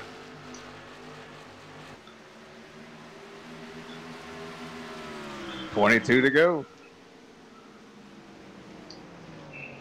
Tires have got to be starting to wearing down now. Ooh, Gonzalez got a little slidey there. It looks like Gonzalez may have started to wear all the goodie off the tires as he touches the wall coming out of the backside of the dog leg. Yeah, those tires are long gone from being good anymore. Yes, yes indeed.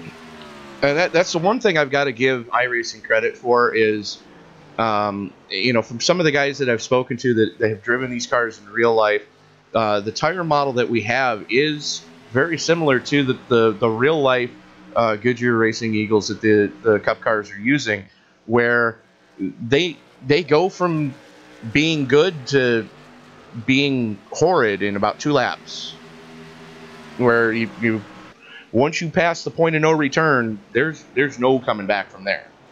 That's what I was saying about if they didn't take care of the tires getting to the finish. With 20 laps to go, it's going to be pretty eventful. That's a lot of laps. It may not seem like a lot, but it is. Oh, trust me, I've driven enough enduro races on short track ovals to know that you can go horribly wrong horribly quickly if you don't conserve your tires. Got a nice little battle going on further back for 10th with Gemmel, Sharp, and Pluff. And Pluff's on the gearbox of Sharp right now, trying to get around him. Kind of surprised we haven't gotten that caution. Yeah, give him time. And Tyler? Yeah, I know. It ain't an IndyCar. These cars have bumpers. I know. That's what we get for having IndyCar guys broadcast stock car races. Hey, it's been a while. Since I've been seeing some stock car races for a while. So come on, give me a break. Oh, just wait till till we get a dirt track league, and you got to use the phrase tail tank. Oh yeah, that's gonna be fun. Yeah, and then watch me get back, and when our other series, my other IndyCar series, starts going back again, I'm gonna be thinking about that again. And a battle for second really starting to heat up. Joe Mitchell all over the back bumper of Lupe Gonzalez right now. Squeezing him on the outside. Gonna try to keep it wound up on the top side. Mitchell with the drive going into one. Mitchell's starting to slide a little bit. There's contact. Man, there he goes. That's the second. Oh, no. Oh! Mitchell not happy right now. Yeah. Wow. But we stay green. I Looks can't like believe it. there wasn't a caution. I'm surprised, too. I raced into the flag man's being cheap tonight. Somebody forgot to pay off the flag man. And Joe Mitchell is not happy. Can we get security to the 18 hauler, please? Most likely. Good grief. Meanwhile, that's given Adam Baker a little bit of a cushion. 2.5 over Seth Hatchell right now. Next closest battle, Mason Clark and Aaron Mulrooney right now battling. They're side by side right now. And where'd the 21 go? 21. Or not the 21. The 53. Where'd he go? I don't know. I was just looking for him myself. He's dropped. He's dropped right back to behind 7th. Yeah, Yes, he 53 has. is right behind the 5th place battle with Mason Clark. It looks like he's got some left front damage there. Yes. He does, and it didn't look like there was that big of a contact between he and Joe, but yeah, that was all from Joe. Good grief! It's just slowed him down so much. He faded back that far, and that damage is slowing him down. Nothing else happened after that. Oh, as he gets into the wall again, Lupe Gonzalez. Yeah, he's frustrated now. Yeah, he's got a lot of damage on that right side because he slid up the track and Yeah, that right side is pancaked. Yeah, that right side is just completely pancaked right now. It's Adam Baker's race to lose now. Yep. As we are closing in on 10 to go. It'll be 10 to go this time across the stripe. This next time across the stripe. But I'll tell you what, don't rule out Seth Hatchell. I've seen Seth Hatchell run enough to know that he could possibly run him down and pass him and get this win. So this ain't over yet. But yeah, Baker's got control right now. And he's got control right now, but he's got that lap car. Looks like 72's doing the right thing. Trying to stay out of the way. Seth Hatchell, he's a fierce competitor, man. He wants to run him down. It's like sharks in the water right now. Here we are, 10 to go.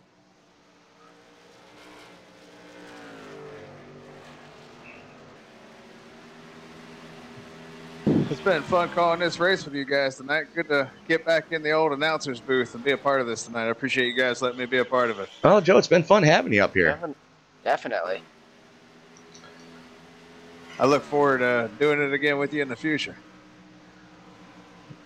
Well, you're welcome anytime we're in the booth. We're going to be, I believe we're back here tomorrow night, if I'm not mistaken, with the, yeah, we are. Yep. Xfinity cars. With the Go Fast League. Go Fast Racing? Go Fast Racing. Right on. But meanwhile, you are watching the Portside Jaguar Land Rover Cup Series, brought to you by SOMO Racing. 7 to go, and Hatchell is catching Baker. Does he have enough time to do it? He might. Last lap for Baker was a 27.2. Seth ran a 27 flat. He's slowly but surely gaining on him. As we get a yellow. That changes everything. Uh-oh.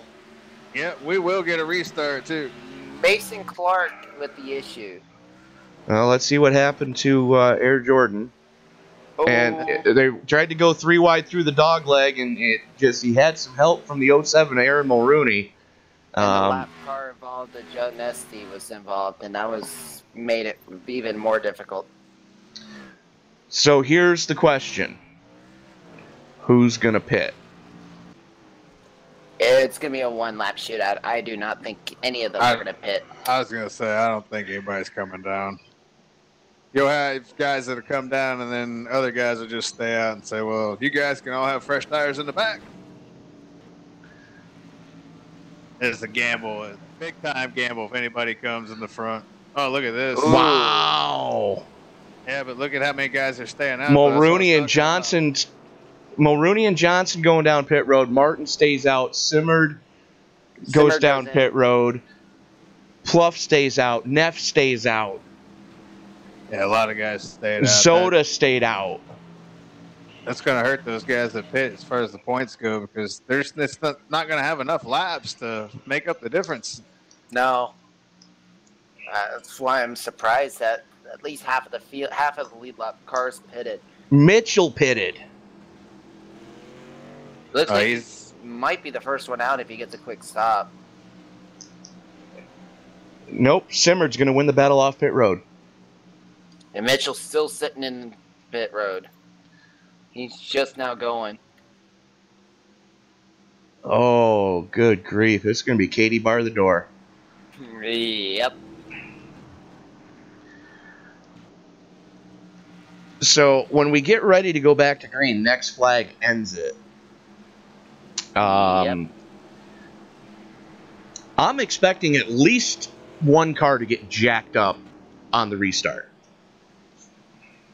I would not be surprised as well. Those with Simard and Johnson going to be both side by side. I'd keep an eye on Brian Neff and Paul Zoda. They're going to be the unfortunate victims if they don't get a decent start. Well, the thing is, too, if you're Adam Baker, you kind of have to play the game to try to get as best a restart as you can. You almost have to throw a dummy at Seth Hatchell and hope that you don't get run over by Aaron Mulrooney. Right, because the front 3 rows are going to be all on old tires. Paul Zoda is going to be on the inside of row 4. Simmer's going to be on fresh tires next to Paul Zoda. So Simmer's going to have an easy run to get around Zoda, but get around the rest of the guys. Right, but my point is this. If you're up at the front of the field, you can see him trying to get the dust off the tires right now. Baker's testing the water to see what the car will handle when we do go back to green. And it looks like we're going to get a green-white checker. Yep. 2 laps when they come to the start. Buckle up. This is the time where you pull the belts tight, throw them up on the dash, and say, "Hey, mine are bigger than yours." Yep. Let's take no prisoners now. Friends? What's a friend? Right. So you gotta keep an eye on Baker. Is he gonna throw the dummy, or is he just gonna take it as a legit restart and just try to outrun these guys? The waiting is over. Pace car's in. He's holding him down. Oh, there it is. He was holding him down, and everybody checked up behind him. Green flag comes out. Hatchell gets a great run. I was going to say, look at the restart the 8 got. Here he comes, too. It's on. Oh, the race is on. Wide in the back. Next flag ends it, ladies and gentlemen. I think the 8's going to wind up getting him. We got 60 in the wall. He's still going. We got 8 has the run. And plus going to cause a big accident at the start-finish line. Baker led that lap. White flag is out. It's going to be a drag race to the finish. Sure is. Who's going to get it? Here comes the 07 trying to get involved. Door to door going into 3. Oh, it's going to be by inches. Hatchell hanging tough on the high side. Can he get the run? Satchel's got the run. Satchel's got the run. It's Satchel. Oh, wow. Seth Hatchell has it. Sure did. Wrecking further back. Baker hanging on for second. Mulrooney for third. Martin coming home in fourth. And Simmerd able to hang on for a hard-fought fifth.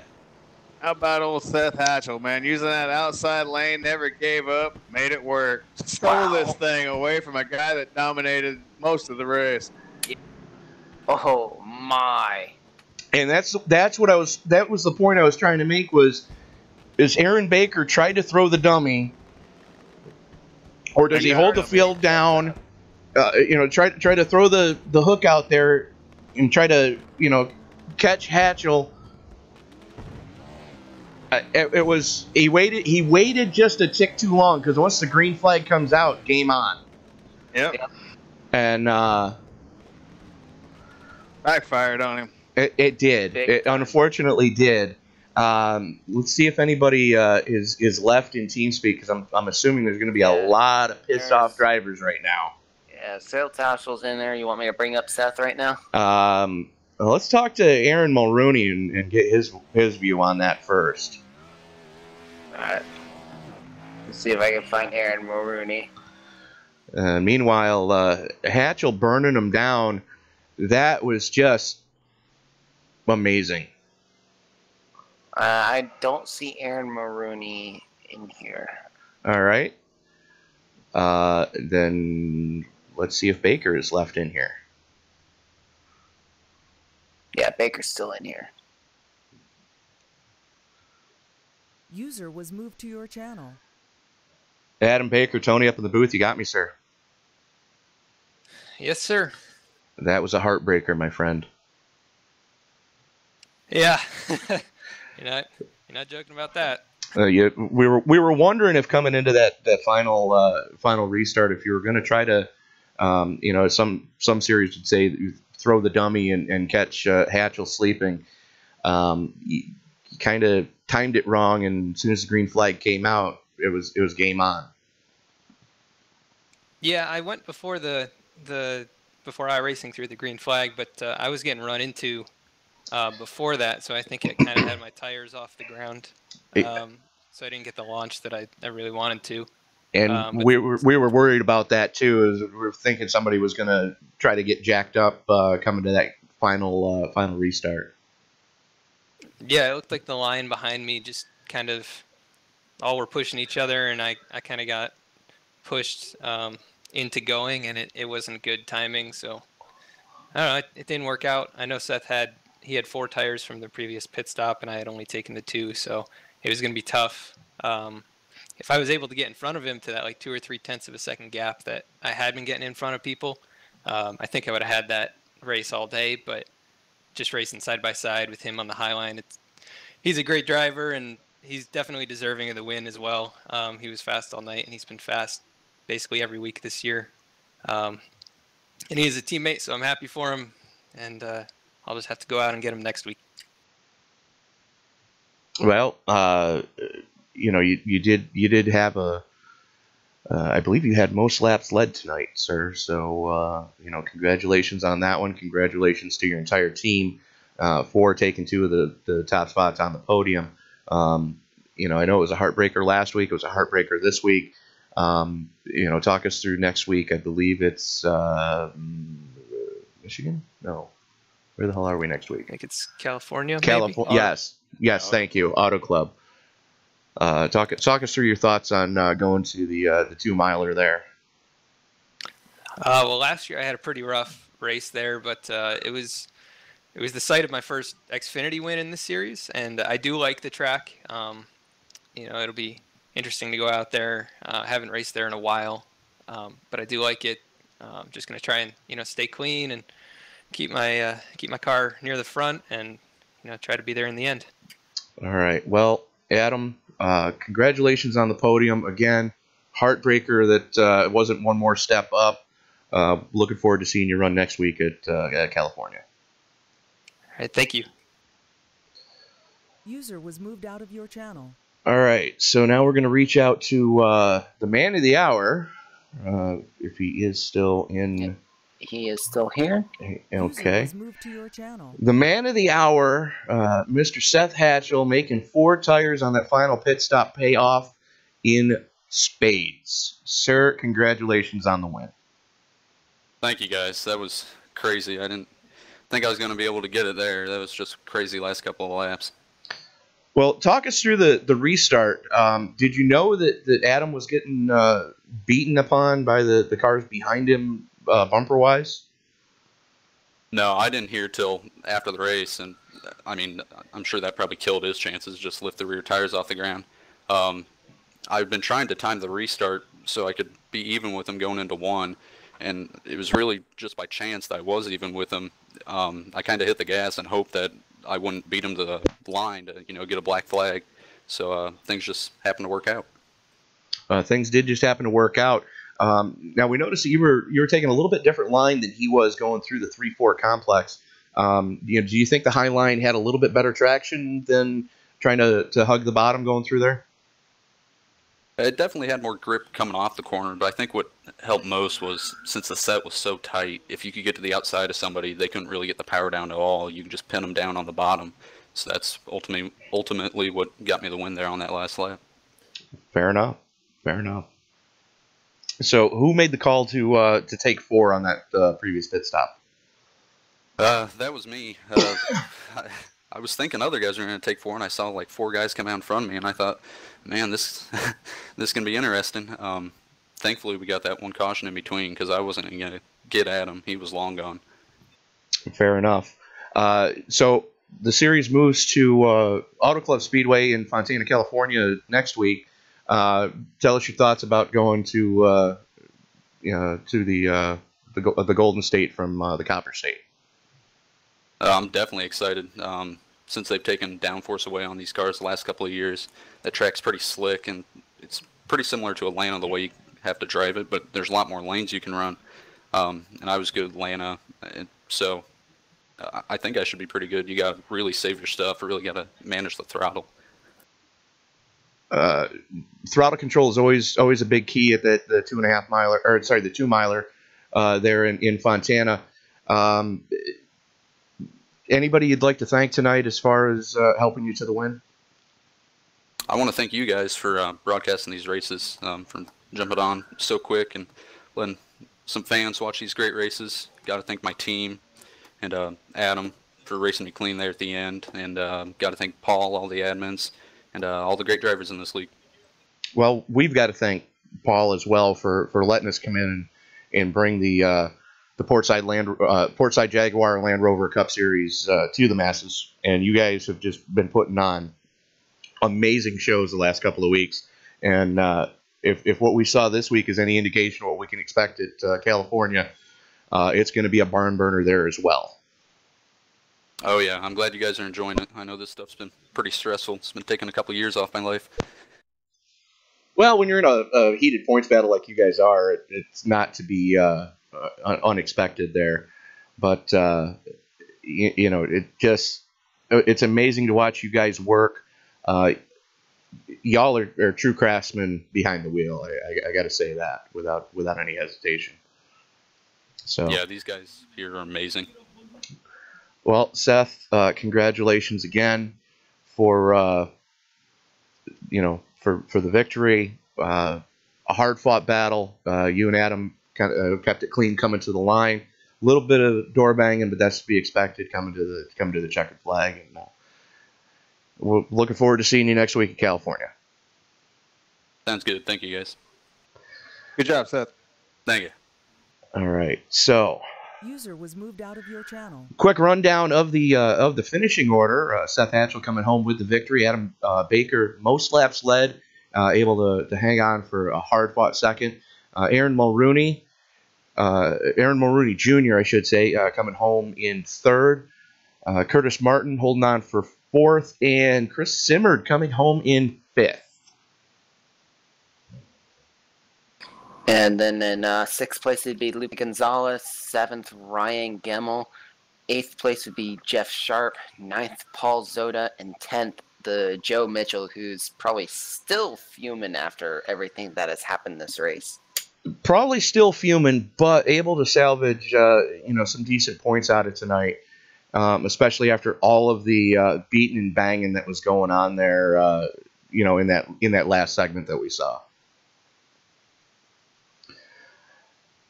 So that, I believe, is going to just about do it for us here tonight. Again, you have been watching a presentation of the Portside Jaguar Land Rover Cup Series, brought to you by SOMO Racing.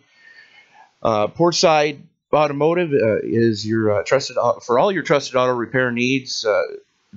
Their skilled service professionals can handle anything from brand new Jaguar and Land Rover to your trusted Ford or Chevy. If you're in the greater Charleston, South Carolina area, look them up in Mount Pleasant at 843-375-2702.